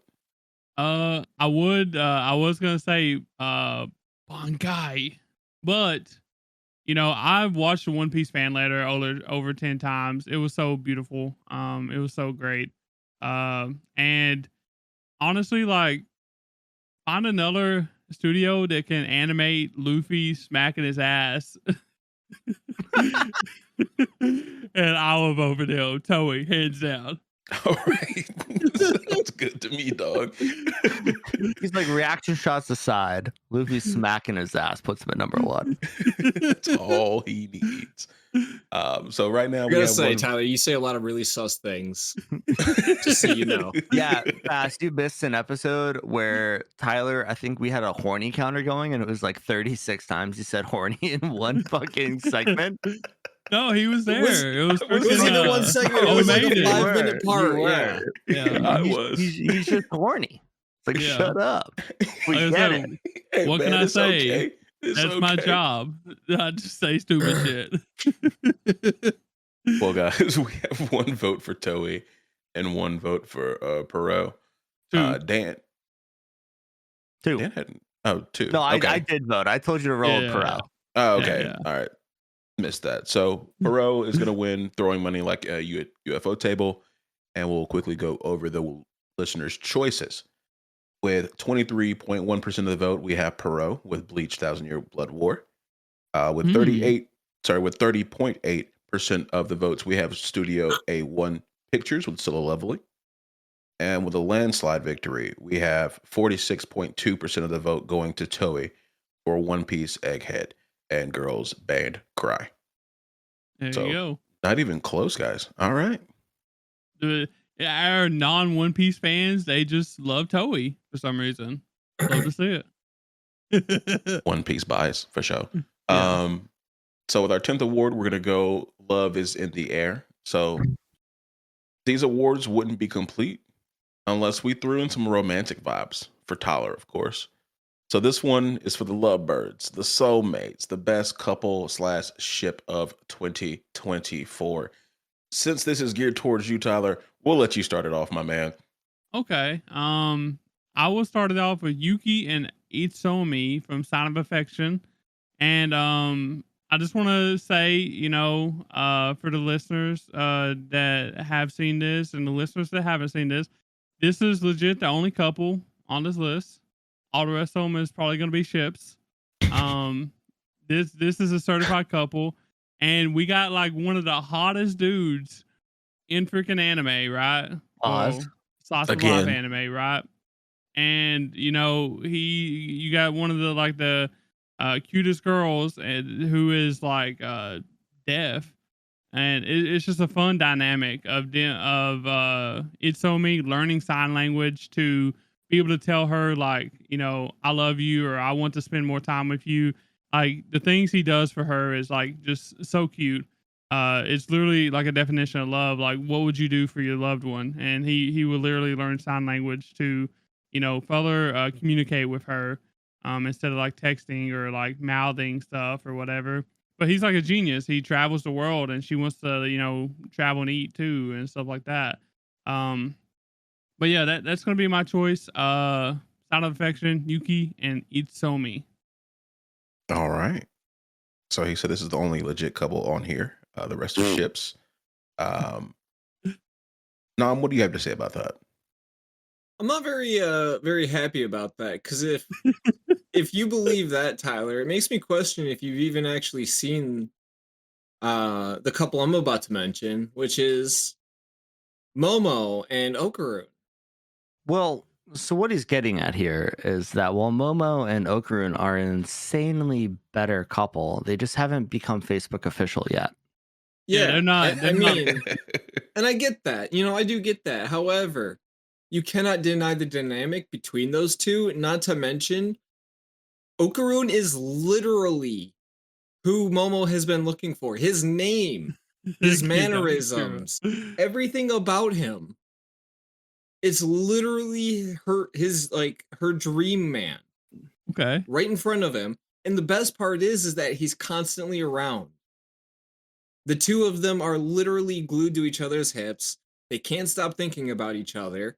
They've practically kissed already. The only thing that they haven't done, again, is make it Facebook official. I would wager that if there wasn't already a much more obvious relationship already on this list, that these two would be the obvious winners. And no, I'm not talking about who you posted, Tyler. I'm sorry. Where the collusion comes in. but that video I saw. Up on me. Hang on. That video that I saw, horrible, absolutely horrible. I mean, beautiful for those guys, but like, that is very obviously telling. So Dan, why don't you go ahead and get us into that one? Yeah. So we're going to talk about a different kind of love here. This isn't your normal high school romance. This is love that was nurtured on the battlefield. Oh, I just want to, I forgot to make one point clear. They're in college. Oh, sorry. Oh, college. Fact check time. College. You know what's less stressful and less romantic than the battlefield? College. And I'm here today to talk to you about Isami Ao and Lewis Smith from Bang Brave Bravern.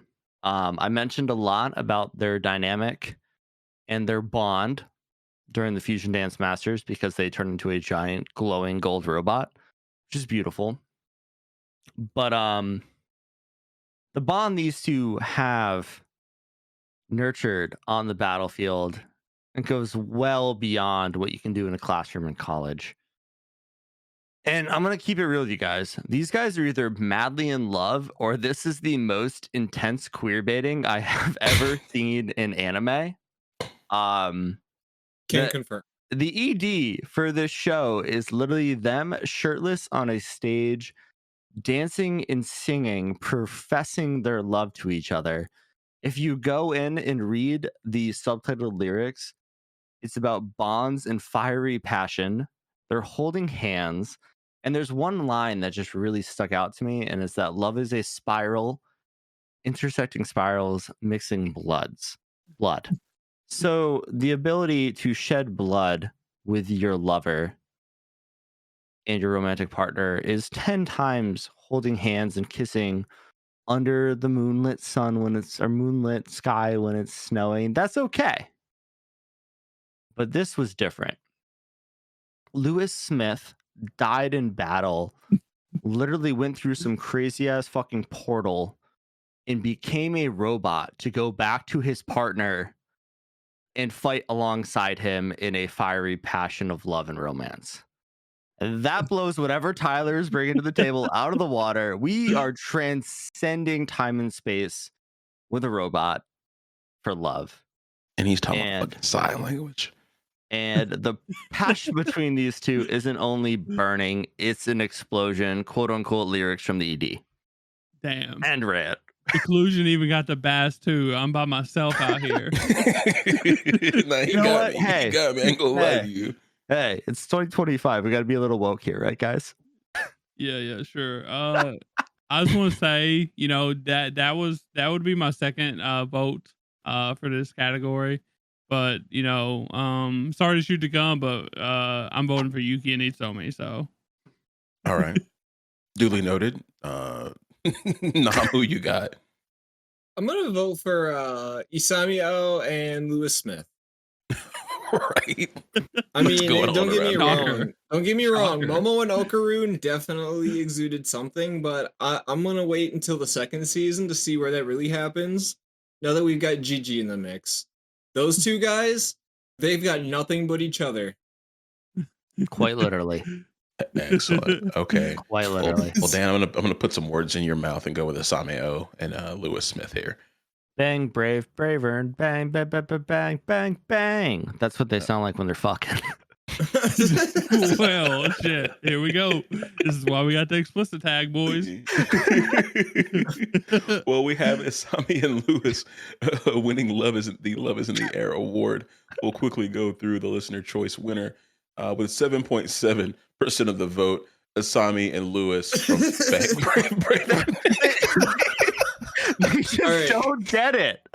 All right, hang on. We have to have a serious talk with the listeners. You guys need to wake up. It's 2025, okay? Accept that love comes in all forms, including giant robots. Even then. we don't discriminate here. All right. With 38.5% of the vote, we have Yuki and Itsumi from Sign of Affection, and then with the vast majority of the vote at 53.8%, Momo and Akaru. Damn. Akaru. So Okaru. The listeners didn't even have my back. Okaru. Nah, they don't got shit, Tyler. You need to understand that love comes in a lot of packages. And that package might be a burning blade of a robot who forces you inside of him to go defeat evil. Well, that is something. Whatever it takes, Tyler. Whatever it takes. You have to be dedicated. All right, guys. So our next award will be the New Kid on the Block Award. And of course, there's so many good anime released in 2024, but we have to single out some of those shows that were released. We got to go through and look at these new anime and see what's going on, see who's really, really popping. And that's what we're about to decide. So, Dan, start us off. What you got, my boy? Got dandadan, whatever the fuck it is. This show took over the internet. It was the most talked about thing on my Twitter, or X, whatever we're calling it these days.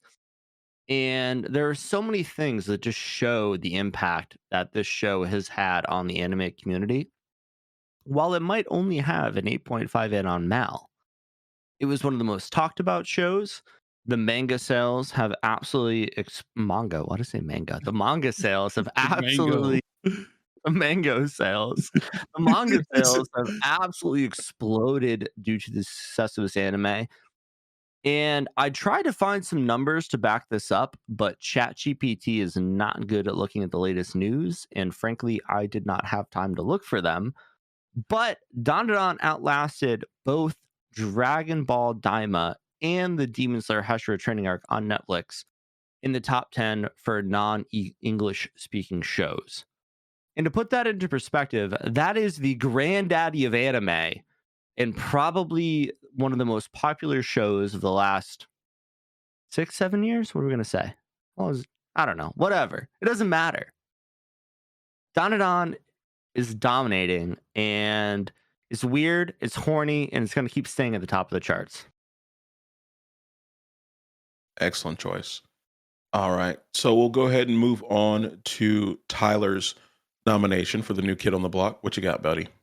All right, so I got Dead Demons Destruction. This is I don't think Nam has watched this. Have you watched this, Bass? No, I haven't. Okay, so this was one that surprised me a lot. It came out in 2024. It kind of come out and like out of nowhere, you know what I mean? And when it did, we started watching it, and it's like a really interesting mix of aliens, sci-fi, with like drama, post-apocalyptic world type thing, and also sauce of life elements in it as well. Like everything mixed up together with some humor as well. But this is actually like I'm pretty sure it's a signing, and it's a very it's got some very serious themes, very dark themes happening. A lot of blood at some points, a lot of death at some points. And I've urged people to go watch it if they haven't, because I feel like this is kind of underrated, and like not a lot of people check this out at the time, but it's literally one of my favorite shows of 2024. And that is Dead Demons Destruction. So Excellent. So, Nom, who do you have? My vote's going to be for Kaiju number 8. Kaiju number 8 was heavily marketed. It got simulcasted. It was front page of Crunchyroll. It was a huge deal. They signed Youngblood and One Republic to do the OP and the ED. I mean, as far as like throwing money like UFO table, honestly, Kaiju number 8 probably could have taken that award itself as well, just by how much that they've really invested in it, and it's starting to pay off as well. I mean, I'm not saying that dandadan isn't a huge topic, but Kaiju number 8 was much more family friendly in the long run. It had less controversial topics that they covered as opposed to dandadan, and on top of that, it's now starting to get collaborations, including with Fortnite. and Excellent that's point. insane, because they got like One Piece still ain't got in there yet. And they've only So- done one season of Kaiju number 8, which really speaks volumes. So Yeah, and you also didn't mention that this was live streamed on Twitter every week too, which is like the first time it's anime has ever done this. So done that. Well, see, I never So- even knew that part. So yeah, that's another thing too. The reach that they took to ensure that people could watch and experience Kaiju number 8 was unparalleled. And honestly, it really stuck out for quite a while last year to me. Just remember, kaijus pee out their nipples. Yes, they do. You laugh until you gotta pee and then it's coming out your nipples. I would have to change my shirt because I would not be expecting that. Well, now that we got all three of our nominations, guys, I'll go ahead and start off with you, Dan. Who is your vote for the best new kid on the block? This is a pretty challenging one. Kaiju number 8 was fantastic. That was probably my favorite show of that season when it dropped for a new show. It was fantastic, like really solid. Coming off of Tyler with Dead Demons Destruction. Destruction. I thought this show was good. It just didn't cater to me. I can definitely understand the hype behind it, but the fact that they teased me with this giant post-apocalyptic world, and then it went to a bunch of schoolgirls running around talking about how they're gonna fuck up the world and all this shit, but all they did was fucking go to the coffee shop and say how cute everybody looked, and then random aliens, which were adorable, came out of nowhere. Was cool. But I'm going dandadan. It's horny, it's weird, it's not going anywhere, so I'm going to dandadan. Very good, very good. All right, guys. I'll go to Nam for our next vote. I know that I put down Kaiju number 8, and I was really, really big on Kaiju number 8, but I don't think that there was a show that kept me wanting to come back as much as dandadan did. I tried watching Dead Demons, Dead Destruction, and personally, I couldn't get past like the 3rd episode of it. So Okay. So the first episode had you locked in, right? Like you were fired up. Like this is going to be awesome, right? You talking about episode 0? Yeah, Or yeah. 1? The first episode that shows up on Crunchyroll was fucking awesome, and it was such a tease. Like it's like imagine if you went to a strip club and you were watching ladies dance to this, and all of a sudden they came and sat in your lap, and they're like, "Oh, we have to wear clothes for this." That's what it was. Yeah, pretty much. It was like, pretty much that's exactly what it was. No, like it was like this is going to be incredible. By the way, we can't do anything. That's a bit of a rug pull. I love that. But it's true. But it's fucking true. Yeah, I mean, I just enjoyed it. For like it blended a lot of different things together in a very serious way. In a very unique way too. So, and it was really good. So, Excellent. So, Tyler, who has your vote? Dead Demons Destruction. All right, guys, that's 2 for dandadan and 1 for Demon Destruction. All right. So, He's like, I don't even know the name of it. Fuck it. So, our listeners, bottom the top, 23.1% went to Kaiju number 8. 30.8% went to Dead. And then with the top, clear landslide with 46.2% of the vote, we have dandadan. Excellent choices. Okay. Damn near unanimous. So, Tyler, you're the nail sticking up. I usually am. I gotta stay theme. strong. I gotta stay strong for my agenda. So Pushing his fucking agenda. All right, guys. What's it's a up? good show. You should watch it. yeah. You Okay. should watch All it. right. Unless you don't like Cute unless girls you- doing cute things. Yeah. Just let's move on. All right. So, guys, the next award will be the Big Brain Writers. This is for anime with the most confusing plots. They tend to do a great job, but then they start writing plots around and round our brains, and they're hard to comprehend, convoluted, and they can be good or bad plots. So I'm really interested to see what you guys have here. I'm sure our listeners are too. This one, we'll start off with Nam. Okay. So for my choice, I decided to go with Suicide Squad Isekai. Which, by the way, guys, is an isekai. If you I did had not no know. idea. I had no idea. Yeah. Well, I want to make sure you knew that it was indeed an isekai. It's like the least isekai I've ever watched, but continue. Don't tell Clayface that, all right? So this show had a lot of promise already, just on the fact that it's got a lot of strong characters, and the fact that it would take them into a fantasy world, which, you know what? All right, I'm all for that. It's not the first time that they've experimented with their heroes going into different time eras and periods, right? Look at Batman Ninja, for instance.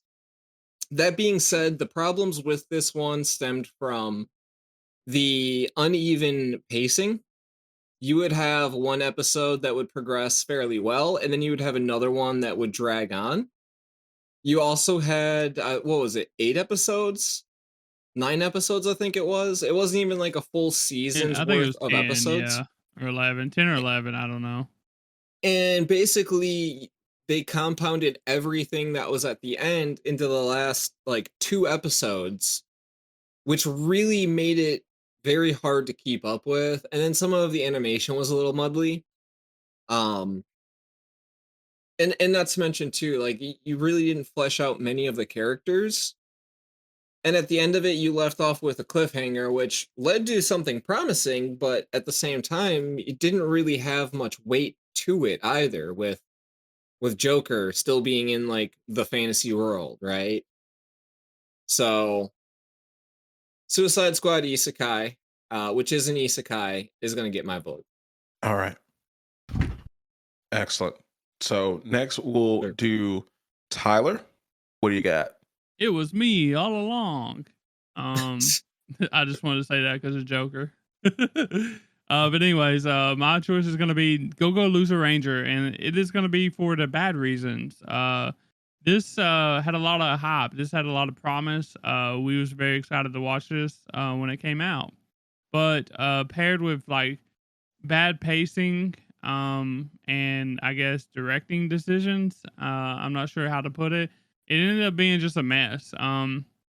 We was literally we done this for the rundown. We was literally confused like all the time. We stayed confused. I'm pretty sure Bass was still with us at that point on the rundown.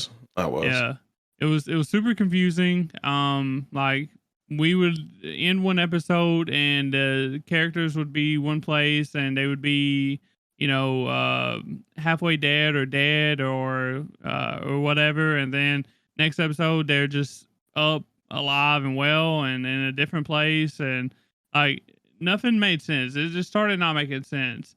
And for that reason, like I'm not watching the second season. And like out of like a lot of people that read the manga, they say that the manga is way better because they literally, you know, had bad pacing in the anime. And we seen that. We that's why we were so confused. So that's why I picked Go Loser Ranger. Excellent. I think it's a great choice. It was a very confusing plot, and it was a fucking mess by the end of it. Yeah. Dan, what do you have? Oh, do I have a treat for you guys? And I have Tower of God season 2. And before we get into that, so you guys like season 1, right? Oh yeah. Yeah, The gas. best Straight gas. and one of the craziest endings you ever see, right? Like, hell yeah, it was awesome, right? Well, Yeah. the studio just looked us in the eyes and says, do we have a treat for you all? Yes, sir. 1, let's find a different studio and completely change the animation style. 2, let's throw in a time skip. This is probably from the webtoon, you know, can't blame the studio for this one. And 3, let's have all new characters that nobody's ever seen, and let's just start over again. Oh, like maybe we'll tie it back to the original story in like 2 to 3 episodes, right? No, we're not going to do that. You're going to fucking meet these new assholes and go through the whole thing all over again. Weird pacing, weird focus, incredibly non-linear, confusing plots. And by the end of this, I was like, why the fuck did I watch season 2? It just ruined. It's like ruined Tower of God for me. That's why I haven't finished it yet, and maybe not gonna finish it. I don't know. I ain't decided yet. So Yeah, I'm definitely not finishing season 2. I did. It was Fuck no. it all gets tied together eventually, but it takes like another 20 episodes. I just feel like, you know, if you're gonna introduce all these new characters, you could do so while still having the main characters be in the storyline too, and you know, instead of waiting for 70% of the season to you know, go before saying, hey, like let's throw our old characters that you knew back in here. It was just a weird way of directing it, and I'm not sure how the manga or the manhwa, I think it's manhwa, went. Webtoon works Yeah, fine. webtoon. I don't know.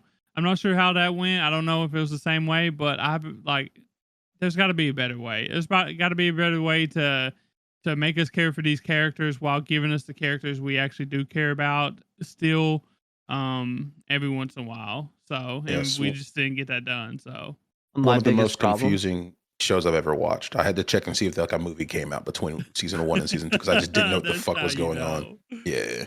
And like my biggest problem is we didn't get the best character in Rock forever. And I Yeah. wanted more turtles, and I didn't get more turtles, and that pissed me off. Tragic. Now bro. everybody's a turtle. It's fine. Yeah. The turtles are Alright. back. Well, did you already cast your vote with Suicide Squad earlier, Um, or was it just your nominee? I said that no, that was just my nomination. Okay, I missed understood. it. I'm gonna let you go ahead and knock your actual vote out, guys. My vote's gonna be for Go Go Loser Ranger. I mean, one moment, all the bosses are dead. No, they're not. Literally, the very next scene, not even 10 seconds later, we see a boss monster. Fucking Foreshadowing. stupid. Fucking awful. Foreshadowing literally for 3 seconds. That's all it was. That's horrible execution. Pointless. You should be ashamed Pointless. of yourselves. Fuck you. All right, guys. Then I'll go Dan next for his vote for Big Brain. While Loser Ranger was really bad, Tower of God took me on a ride, and I was pissed for literally the entire time. Like, I remember when we did this on the rundown, I just complained for the first 7 episodes before we dropped it from the rundown. So I gotta go Tower of God. Yeah. I guess for me, it's really tough because Go Go Loser Ranger was just so bad too, and Tower of God was just as bad. And I don't know who to blame more. So what I'm gonna do, I know Suicide Squad probably didn't win the listeners' vote. I don't think a lot of people really watched that besides us, to be honest with you. So I'm gonna vote Suicide Squad just because I want to leave it to listeners on who gets the pick on this one, because it could literally go either way for me. Tower of God or Go Go Loser Ranger. They're both just trash. So Imagine Yeah. if Suicide Squad wins it. I really don't think so. It wasn't very popular. Well, so. if I had my own vote, it would definitely be Tower of God. I've never had to like go look and see if there is something I missed between seasons because I was so fucking confused. I'm like, am I watching the right show? What's happening right now? Who's this long haired dude? What happened to Rachel? Right, really? Fuck that, fuck that bitch, first Fuck that of bitch. all. For that bitch. Fuck that bitch. All right, guys. So the listener choices with 23.1% of the vote, we had Suicide Squad Isekai. Next, with 30.8% of the vote, we had Go Go Loser Ranger. So There our you go. winner for the Big Brain Riders is Tower of God Season 2. Shame on you. Shame, shame, shame. Jesus. Dude, like imagine if they just come back for season 3 and the animation's back and the story makes sense. Oh my god. Incredible. Yeah. The animation for season 1 was so awesome, and they just blew it up. Fucking I blew it up. mean, it can't get worse than season 2. I ain't gonna lie. So, like, right? Well, it can. I won't. Yeah. I won't be finding out either. They could come out with fucking stick figures, dude. Don't give them any ideas. They could come out with like the One Punch Man webtoon level of quality. Oh god. Well, gentlemen, let's move on to our next DG. We have the 2024 biggest anime simps. This is very, very simple. It's the most down bad of them all. This is the DGs. We have to cover the down bad boys, the simps, the simpletons. All right. Tyler, you got it, buddy. So this is going to be one of our choices that isn't from 2024, but it is from a show we listened to on the podcast in 2024, and it's going to be from Golden Boy, Kintaro. And like if you haven't seen Golden Boy, just know this man is a down bad simp. Like he is okay with getting, spit on and in his He's mouth. just like me for real. Imagine Dan, in the anime. This is him. I'm gonna let Tyler finish, But Yeah. if you have not listened to the Golden Boy Degens episode we did at the beginning of this year, It was elite. you need to go do it. And I want to do it again. I just want to rewatch it. I want a reason to watch this shit. And the crazy thing is, I think it's like only 6 episodes, so like it's perfect for like a fast watch. Like if you haven't watched it, it's hilarious, it's funny, it's just great. This dude, there's no limits to what he would do for things. Just Coming sniff from the women, coochie. Yeah. and for the most part, like 99% of the time, he's pretty respectable. You know, he declines a lot of things, even though, you know, he accepts some too, like the spit and, you know, he done something with the toilet. I don't remember what he did to it, but I do, and I'm in. That boss like, lady was fucking hot. all I know is Binkyo, Binkyo, Binkyo, and Jiggle Physics for the W. So that's it. Hell yeah. I can go next because mine will be really quick because for it. I don't believe in this simp. He's a fucking weirdo. I got Jin from Dandadan. I put him on here because of his unwavering and flat out creepy devotion to Momo. He puts Momo on a pedestal above himself, even though she gives 0 fucks about him. Right? It's funny, right? It's super funny. It's not creepy. I hate him. So fuck this guy. Go on, Damn. So for this one, I'm gonna go with who I think is probably gonna be Dan's favorite vote. Ooh, you don't know me that well, buddy. No, okay. Well, I'm gonna go with Darkness though, from Konosuba. Darkness. She literally desires to basically be the one stepped on instead. She doesn't want to be the one stepping on people. She wants to be stepped on herself. She That's literally throws Kintaro herself too. into danger at any chance so that way her clothes get torn off so everyone can stare at her. She puts herself in all these situations that are highly sexual for absolutely no reason other than that's what she wants. Got it. Okay, guys. So I think we got some good choices here. So we'll go back to Dan with the voting. It's Kintaro. It's fucking 1,000% easy. Kintaro. Like, Darkness isn't necessarily a simp. She just loves to be treated like trash. And She's got I'm a so kink. dude, I'm not gonna kink shame and I'm gonna kink embrace with Darkness. We don't yuck yum. Kintaro literally mountain bikes down a mountain and beats a motorcycle in a race to get some action. And I'm here for that. Jumps a fucking canyon here in the for that. process. Yeah. He's biking on power lines. He's licking toilet seats. He becomes a swim coach because he has a massive hard on for the teacher. Like, that's my boy. Kintaro fucking gets so much respect. He's not a simp in a bad way. He's a simp in a down and dirty Dan way. All right. Some good reasoning. Nam, who you got, man? Well, I'm still just gonna keep with Darkness only because I haven't seen Kintaro, so I don't You know. need to watch Golden Boy. Is what I'm hearing. watch. You Yeah, you gotta gotta watch change Well, Golden there's your Boy. excuse for us to watch it again, Dan.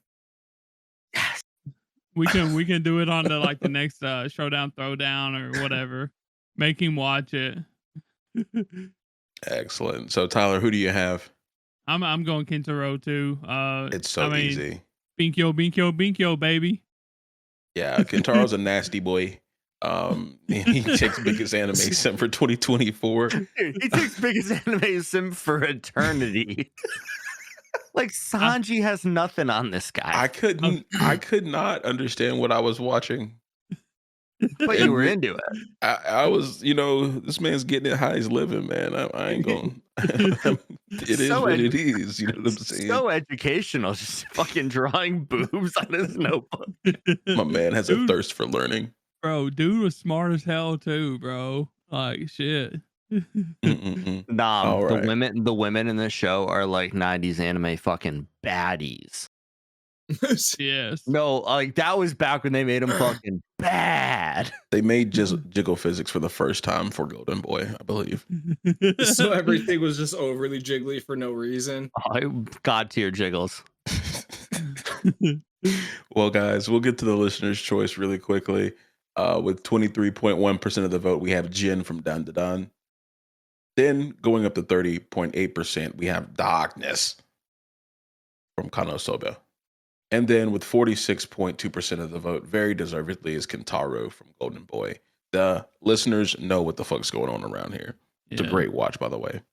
They know what's up. If you haven't watched it, you should. It's so funny.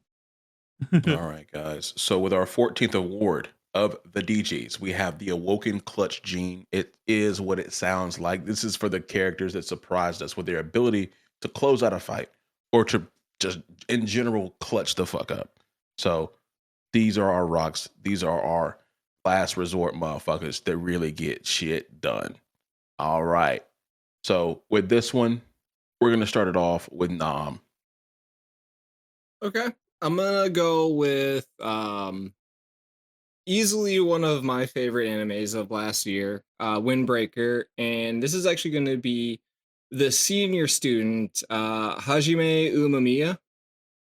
And there was a tournament that was happening within the first season, and during the tournament, there was like, I think, 4 or 5 different fights that were happening, and the last one was the leader of the Frieren High School and the leader of the other school. And he wasn't exactly the strongest per se, or the fastest per se, but he definitely had that kind of weight and that strength behind him. And the way how he actually was able to just dominate in that fight, despite the fact that it looked like the other guy was just whooping on him the entire time, really spoke volumes. And especially too with the fact that he didn't just like whoop the dude's ass, he helped him. He made him understand what was going on, why he wasn't able to hit that hard, why he was the way that he was, and how he wasn't really like clutching up himself, right? And he really exuded that kind of, I might not be there in every kind of moment, but when it matters, I'm gonna show the fuck up. It was a really awesome fight. I thought this was a great first season for Windbreaker, and Hajime Ume. He really, really did a great job with that fight. It was phenomenal. Great way to end that like little series or tournament, whatever we want to call it. Yeah, great pick, man. Gang war. Gang. Yeah. Gang. Yeah, pretty much. On the stage, dude. Yeah. All right, guys, let's keep the flow going. And Tyler, who is your nominee? I'm gonna have to go with One Piece fan letter, and this is gonna be Nami fan, which is a little I think her name in the thing is like Shoujo, I think, which is a little girl or whatever. She's orange haired chick. But she literally, like, the whole episode is about her, right? And her journey to give this letter to Nami after they get back from their time skip in Saobody. And like at the very end, like she goes up against some of the biggest Marines and saves the Straw Hats, basically. And you can't find a better clutch person than that. Just a little kid who's scared, but does it because one of their idols are under attack, and they would literally fight against the government in order to save them. And not only did she save them by doing what she did, she tricked them, which is big brain. So that's why I put her here. Not only was she clutch, she big brained them and outsmarted them, which ain't very hard to do for the government of One Piece. So, ouch. True, just mad typical. Yeah. Another great pick. I really did like the One Piece fan letter. That was really awesome episode. But Dan, you're our last nominee. Nominee. Go for it, buddy. Yeah. So for this nominee, I think I picked a character who literally her only thing is coming in clutch. She's not very useful otherwise, but when the shit gets going and the going gets tough, nobody shows up better than Fuko from Undead Unluck. And this is, of course, using her Unluck ability. Basically, she can make pretty shitty stuff happen to people. And the more she likes them, the shittier it gets. And this is really interesting because, like, it's not necessarily Fuko's ability to make a bad situation good. It's her ability to make a bad situation way fucking worse that comes in clutch over and over again. You know, Andy, he's undead, he can't die, so he's in a fight, he's not doing anything, he's having a hard time. Fuck it, let's drop a fucking meteor on him and the opponent, and he'll come out unscathed because he can't die. I just think, like, her ability has time and time and time again come in clutch. And, you know, it's just crazy that the main character's written that way. But that's what makes her so clutch. You know, she just comes in, she does crazy shit with her ability that always seems to turn the fight in the tides of the whatever the fuck they're called. yeah, the council. Yeah, whatever they are. I don't give a fuck. Yeah, it's fine. Yeah, who cares? She's dropping meteors. She's dropping nukes. She's getting people shot. It works out. Yeah. All right. Well, great job, guys. With these nominees, I think Ume from Windbreaker is my favorite.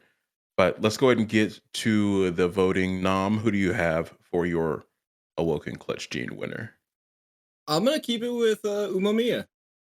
I think ultimately there's no one that really exemplifies that kind of Awoken Clutch Gene, just like someone who's completely aloof until he doesn't need to be. Right. Excellent. Short and sweet. Love it. Tyler, who you got?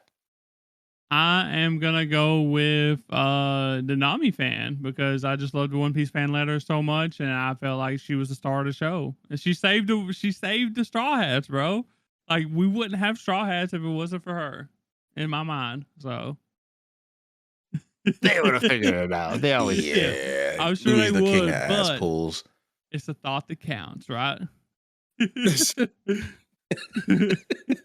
Not when you're trying to clutch up, dog. What are you talking about? She did though. She made them not have to do crazy shit. You know, they didn't have to because of her. So fair enough. Dan, who do you have for your vote? Yeah, I mean, I nominated Fuko, but you can't really do it by herself, so that kind of takes the clutchness away from it. So I'm gonna go with Umemiya as well. Windbreaker was one of those ones that I didn't think I was gonna be into, that I fucking loved, and I watched in like a day. So okay, big fan of that guy. Excellent. Well, I will let you guys know the listeners did not agree with you guys. Ume actually came in last with 15.4% of the vote, and then we have the Nami fan with 30.8% of the vote. So Fuko won in a landslide with the listeners with 53.8% of the vote. Surprisingly enough. At least I bring good people to the table. Yeah. Good option. Great option. Excellent, boys. So now, to everybody listening, we're gonna come up with you guys a few new categories we have this year for 2024.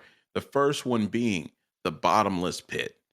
And this is an award for the character whose stomach defies logic, whose appetite knows no limits, and whose grocery bill could bankrupt a small country.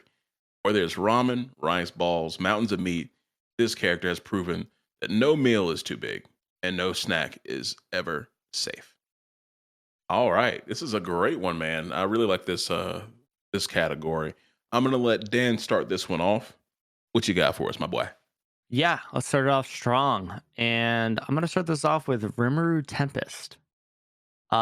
He's a slime who can eat literally anything he wants and everything he wants. His ability is literally called gluttony, which means he is quite literally a bottomless pit. And none of the wimps that you're gonna hear about next are gonna out eat this fucking guy. He could eat a fucking city. He can eat a mountain. He can eat whatever you want. and it's only going to make him stronger. He is the perfect definition of a bottomless pit. Okay.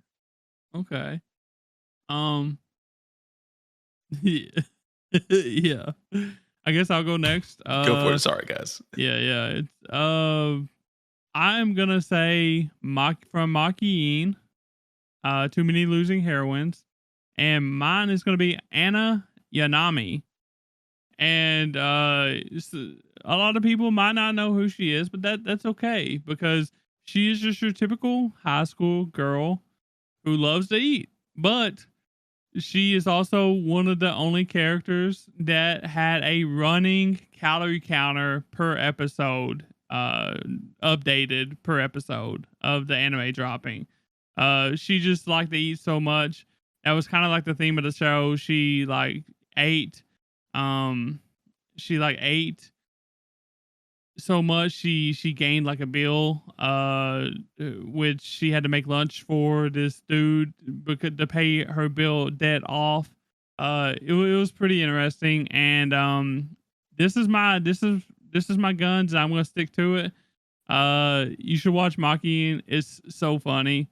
Anna is so fun to watch, and she just eats and eats and eats. It just eats. She can literally out eat me, and I didn't think that was possible. So, Well, what we have last here is Nam. Hit us with what you got. Well, on this list is another character that could definitely out eat Tyler. Mainly because there's only one of three situations where you see this character. He is either training, fighting, or eating. And I am referring to the original glutton, Goku. And for those of you who might be thinking this might be a little bit of a cop-out, Dragon Ball Z, no, I'm talking about Dragon Ball Daima. Goku is back this year. And of course, he is up to his usual eating everything in sight ways, including even in the demon realm. This time he's a kid, though, so he's a growing boy. He needs to eat a lot more this time. Very interesting. Good choice. I like that you explained that it was from Daima, and we all know Goku's a staple fat ass.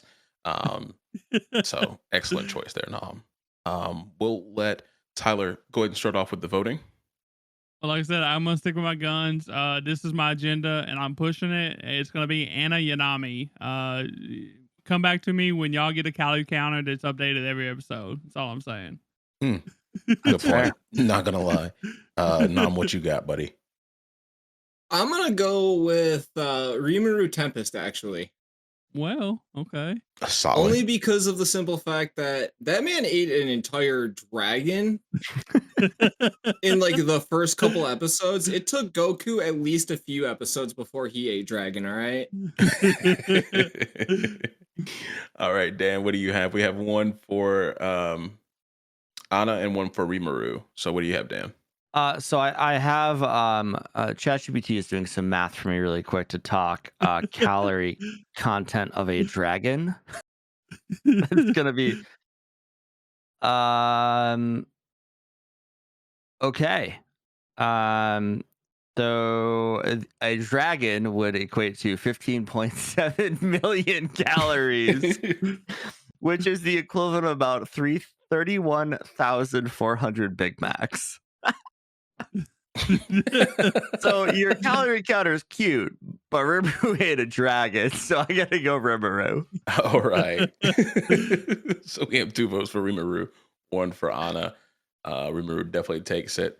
I'll go through the listener's choice, and 15.4% we have Rimuru coming in last, actually. Very interesting choice. Yeah, the fuck are y'all doing?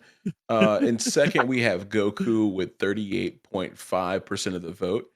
And then with a pretty substantial lead, we have Anna with 46.2% of the vote for the bottomless pit. Well, is this purely because it's got the calorie counter? Because if so, I will have them add a fucking calorie counter to every other anime just so that way we can put this to rest. Bro, the listeners are never wrong. You heard it here first. Let's move on. 15. You already admitted that they were wrong, actually.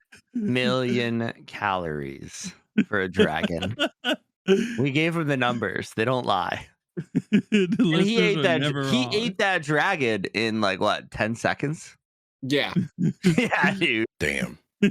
Damn. And then Okay. digested it just as quick. His form didn't change a single bit.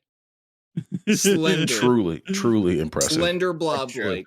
When A Goku true eats a lot, he bottomless gets pit. the all-time belly. So, Yeah, he gets That's the beer true. gut from hell. but also, Makine looks like she just digests everything.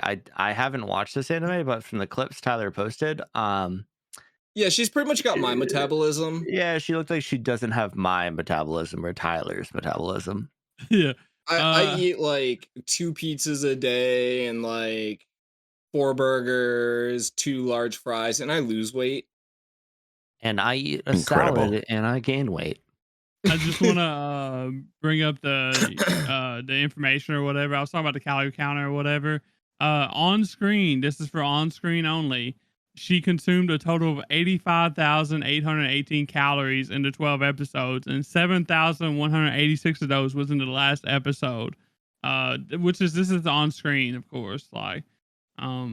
So take that with a grain of salt, but still, it's pretty cool. Wait, how for many? them to do How this. many? How many? Can you give me the number again? 85,000. I believe. 86, basically. Yeah. In 12 episodes, right?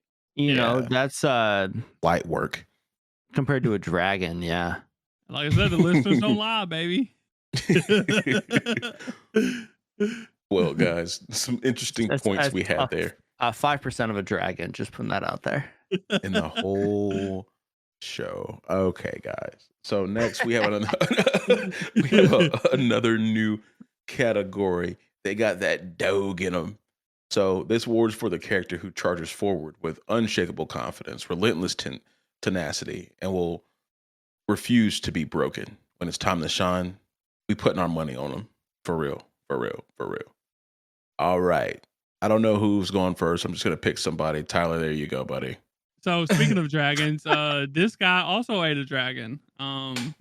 His name is Laos from Dungeon Meshi.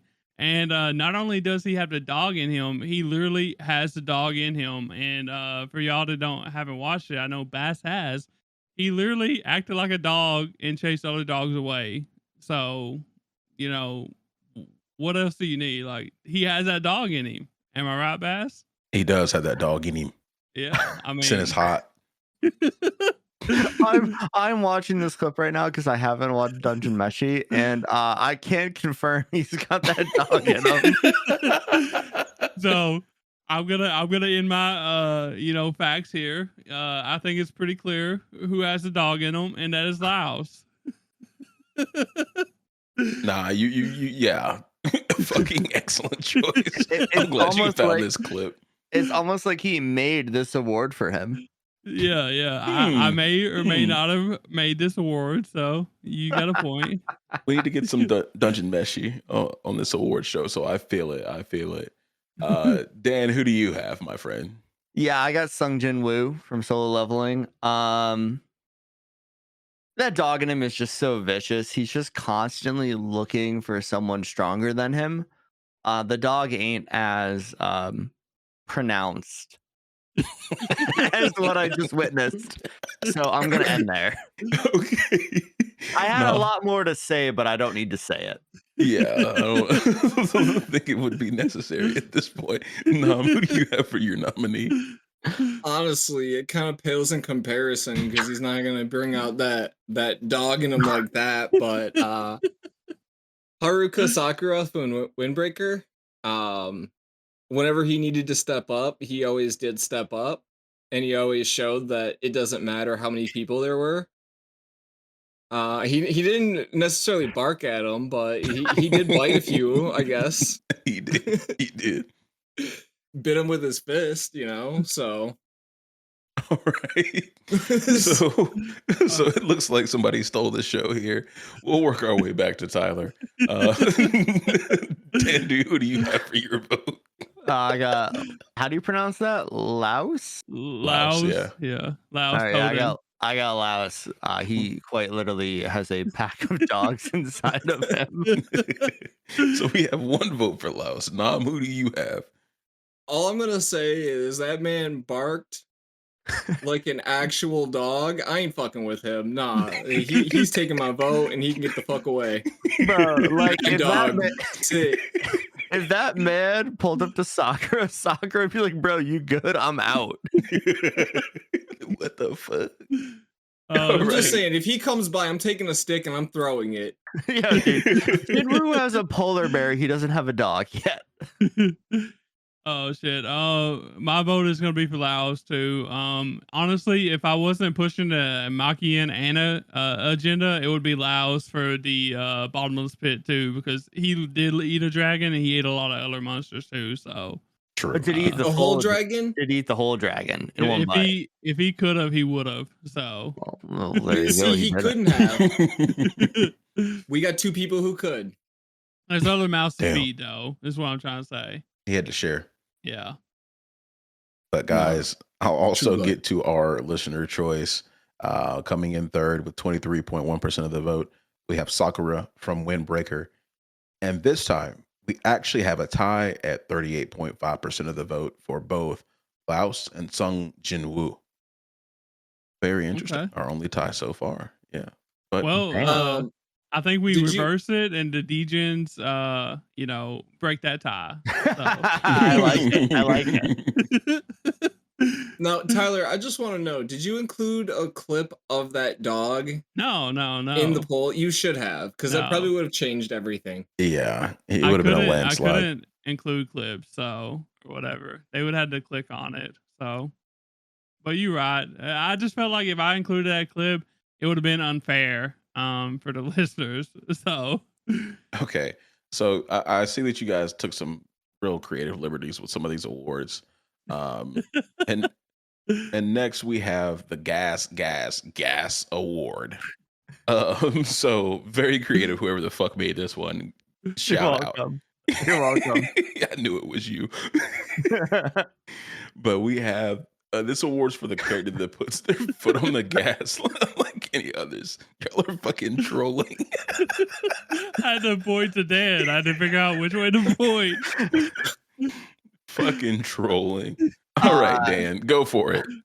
Well, this award is it's built for one person and one person only. If you have watched a certain show that is near and dear to mine and Nam and soon to be Tyler's heart, Oh shit! and I've made Bass watch this too. He's a big fan.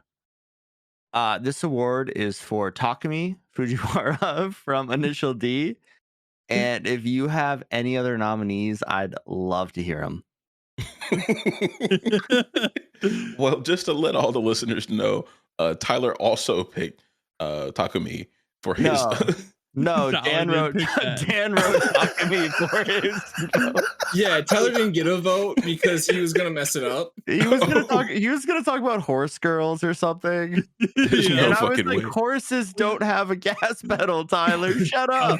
I was gonna talk about Uma Musume, but Dan said that we was not allowed to touch the post. The nomination. So Takumi Fujiwara deserves this award, and you know it. I guess he's got my vote too, because apparently I voted. Nam, what the hell's going on with your nominee? What? I said, what the hell's going on with your nominee? Tell us who you got. Oh well, I mean, I only chose his protege, which is kind of geary. The man who learned to hit the gas from the gas man himself. All right, Yeah, I'm calling it, boys. The gas award for 2024 goes to Takumi. Congratulations to Takumi. He's not here to accept his award, but if he was, he would have no idea how to do it. And he would say something along the lines of, we have a Toyota AE86 in all of us. There you go. We got that dog in him. Absolute foolishness, boys. Absolute foolishness. All right, guys. So our next award is going to be the Best Dub Award. This is pretty self-explanatory, but I'll read the prompt anyway. Why the fuck not? While subbed is the preferred choice for most anime watchers, except for me, we want to take the time to appreciate the top tier dubs offered to us in the English speaking world. I'd love to hear from Nam first about what his favorite dub was. Yeah, I think I took a different approach to these guys. I chose something that I really enjoyed, and there was some slight differences in it as well. I'm talking about dandadan. Um, I feel like there was a lot of cultural changes made to certain words. One of my favorite callbacks, I believe it was episode 2 or 3. Dandadan, or sorry, Okarun is in the hallway. Momo's trying to talk to him, and he just pushes his glasses up, and in the English version, he says, "Bitch." And it was single-handedly like the greatest thing that I remember. Um, and in the anime or in the Japanese subversion, I think it was like skank or something like that. Yeah. It just didn't land quite as good, and so I gotta give it up to dandadan. They did a really good job with it. They really made sure that it made sense too for whatever region it was actually airing in for that language. Mm-hmm. So kudos to them on that. Very, very strong choice. That was one of my favorite dubs of 2024 for sure. No question about it. All right. Dan, what do you have for us? I have the best dub of all time, and that is the Ghost Stories dub. Big shout out to Super Dave for letting us post this episode. This is one of the funniest episodes we've done in a long, long time. And it is because the Ghost Stories dub is just so unapologetic. It is so over the top. The humor is insane. Like, you can't beat it. I just want to put out a few quotes from the Ghost Stories dub. Oh, you got quotes. Run, she's a ghost and a bitch. The Catholic character who's not actually Catholic in the Japanese version comes in and says, "Hello, sinner."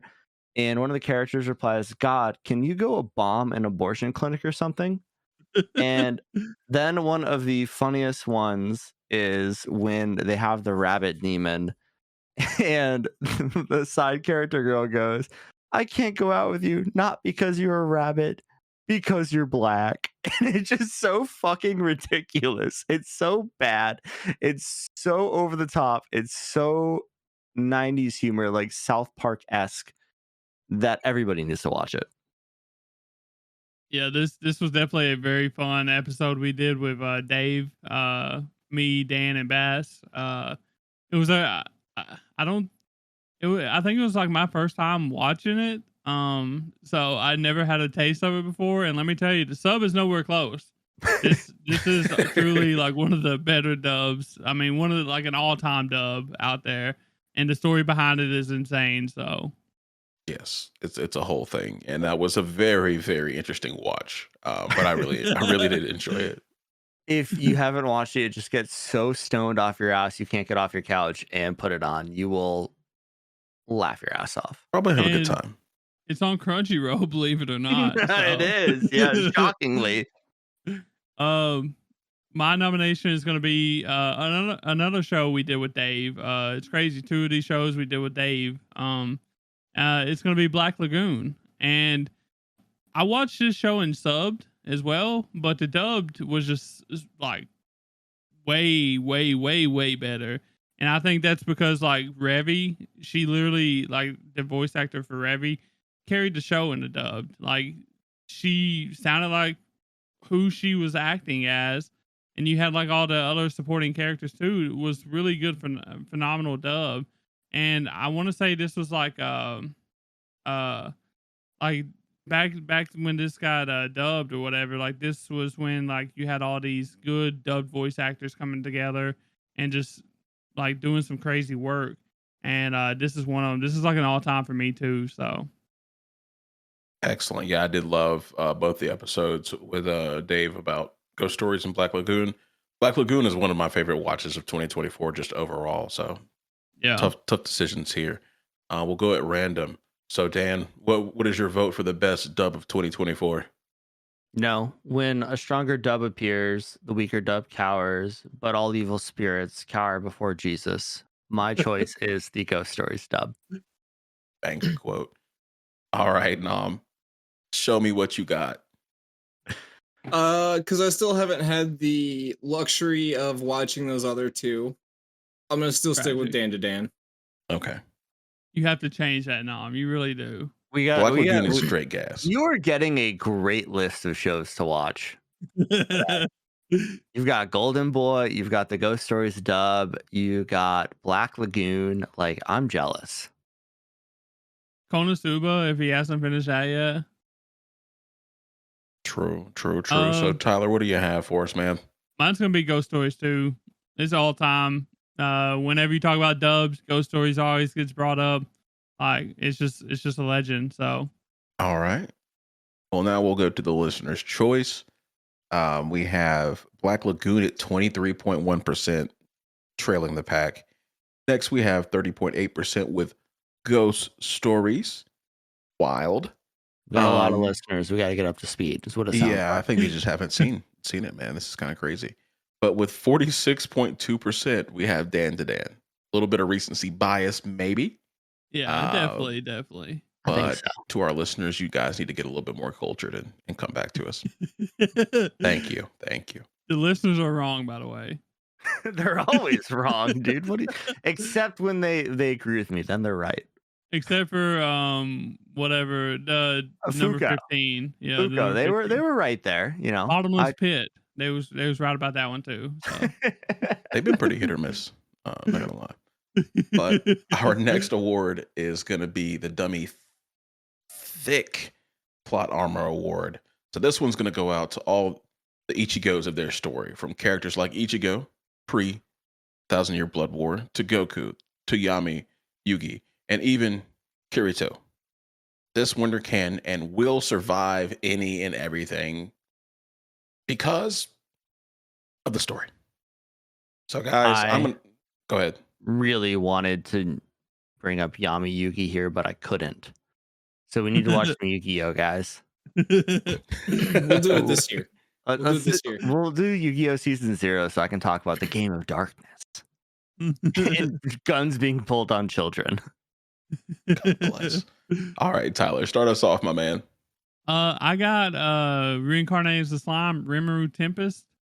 This man, like we was just talking about in the Bottomless Pit, like he just does what he wants. He eats what he wants. No one can beat him. No one can come close to beating him, because before they can even come close to even having a chance to beat them, they have to beat his subordinates, which are just like more powerful than anybody in the world, and so nobody can touch him. That's it. That's the end of the story. All right, sounds good to me. All right, Nam, what you got, buddy? I'm gonna go with Sung Jinwoo, primarily because while he is the main character, he has got obviously the most broken ability that we've probably seen in an anime in a while. It doesn't matter what's thrown his way, he finds a way to stand above it. There are plenty of times where he should have lost, and he's even admitted it several times. His first fight against Igris, the recent fight against the Elf King. Yet, here he is on top, just like normal. Sounds really about right seeming to like me, my Ichigo boy. here. He's working his way up there. But Dan, what do you have for a nominee? So I took a little liberty with this one. I did not pick the main character of a show due to the fact that there is somebody whose plot armor is frankly stronger than any MC I've ever seen. I just want to say Dan ate on this one. Dan absolutely ate on this one. And that man is none other than Buggy the Clown, Buggy D Clown from One Piece. He's in the D clan, you just don't know it yet. This man's luck is on a whole new level. There have been probably 20 times in One Piece where Buggy should be dead. And he always just is spared from danger time and time again. I bring him his luck, but like just pure coincidence has led this man to go from small pirate to the commander of one of the most powerful organizations in One Piece, in the Cross Guild. He's just suffering from success. Like, you could put him on that.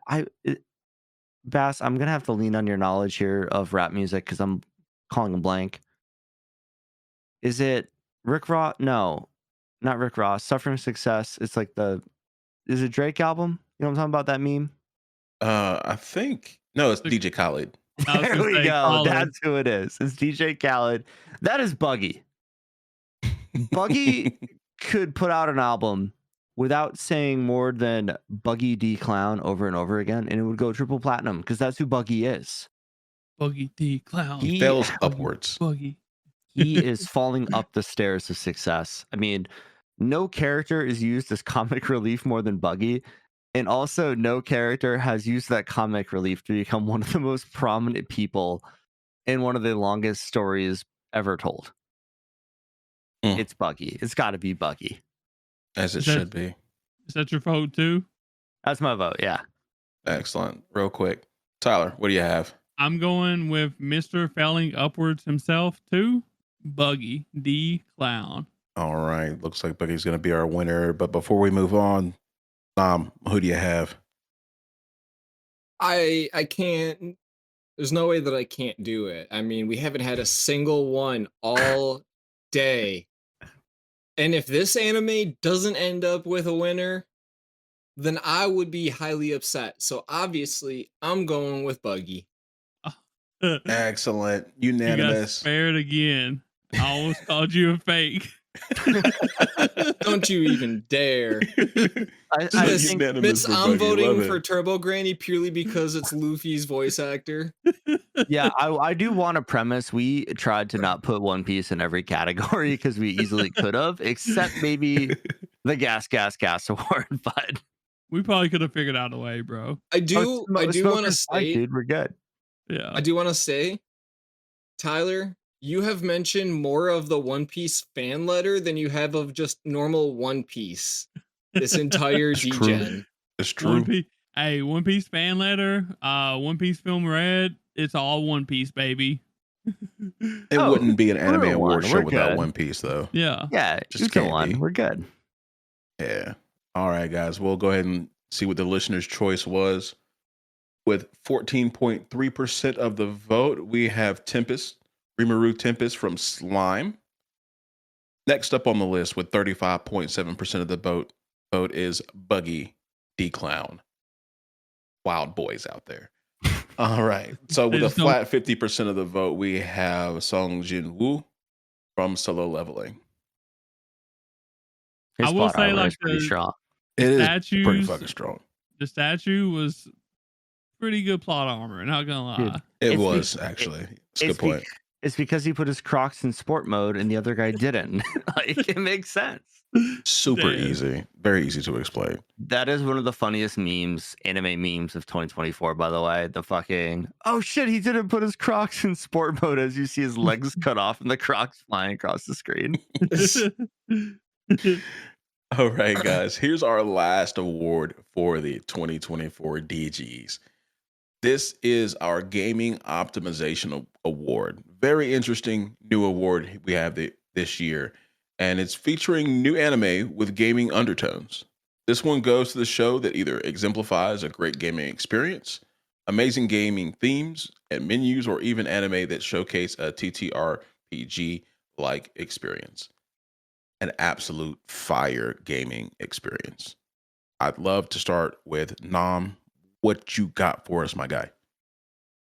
For this one, I decided to go with one that really kind of highlighted more of like the actual in-game experience, whereas you also have like the menus and stuff like that and you're interacting. Not quite so much in anime. Really brought in a lot of the not a video game, but it did bring in a lot of the video game elements. I'm talking about solo leveling on this one. There's no logging in, there's no signing into your account or anything like that. This is this man's life. And they do a pretty good job, I feel, of showing all these menus, him leveling up, his inventory, all of that. Excellent. I think that's a very strong choice and most likely will be my favorite from this list. Next, we're going to do Tyler. Okay. My nomination is going to be it's not really an anime, but we did watch it on the podcast and it's close enough. And that's going to be Arcane, season 1. And like if y'all don't know, if y'all didn't know this, this is based off League of Legends obviously. And I felt like that was good enough to get it on this list because this is a phenomenal show and it does stick with a lot of the the characters that are in League of Legends and like it adds to the lore as well. So I think it's a really good nomination for this category. So Solid. I really did enjoy Arcane.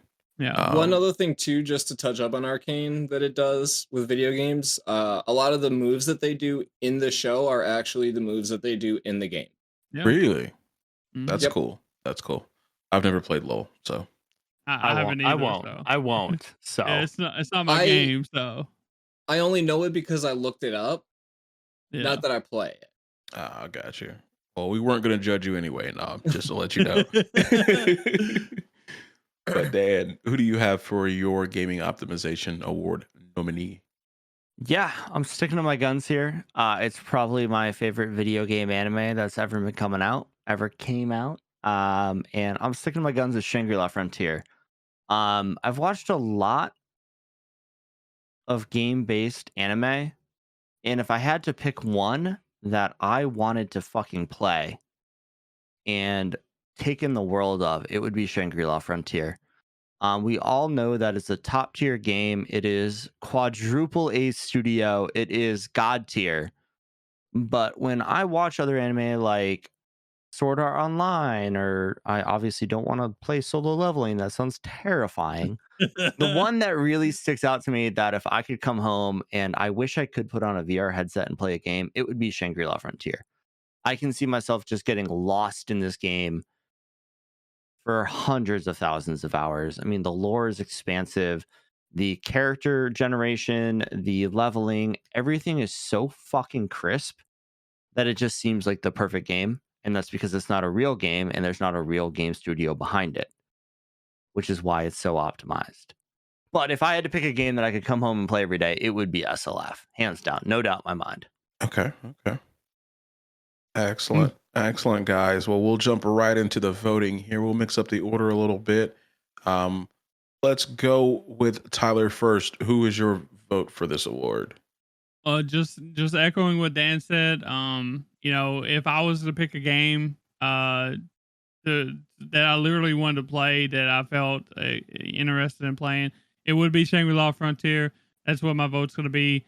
I just feel like that's a very good nomination, very good game, and I would be so happy if we could ever like experience something like that in our lifetime. So Excellent. Very, very good. Nam, what do you have for your vote?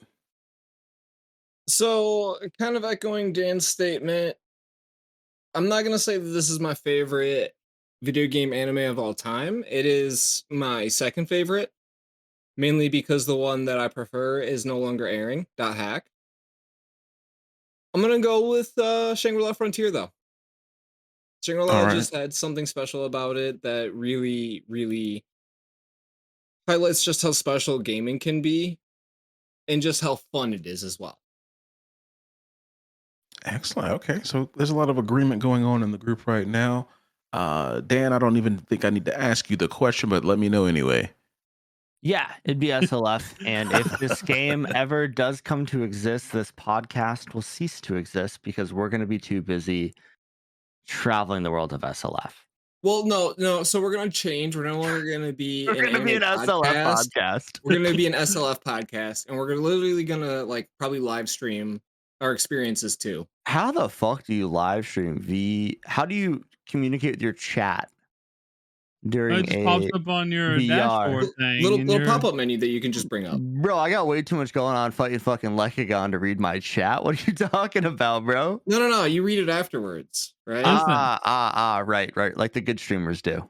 We could have chat. We could do an anime podcast inside of Shangri-La Frontier, bro. Oh my god, we just go to the bar. And we're just talking. It's just our fucking characters. talking anime It's like inside of Nami fan is like, give me a glass of mizu or water. Mizu. You fuck. That's water in Japanese. I know it is.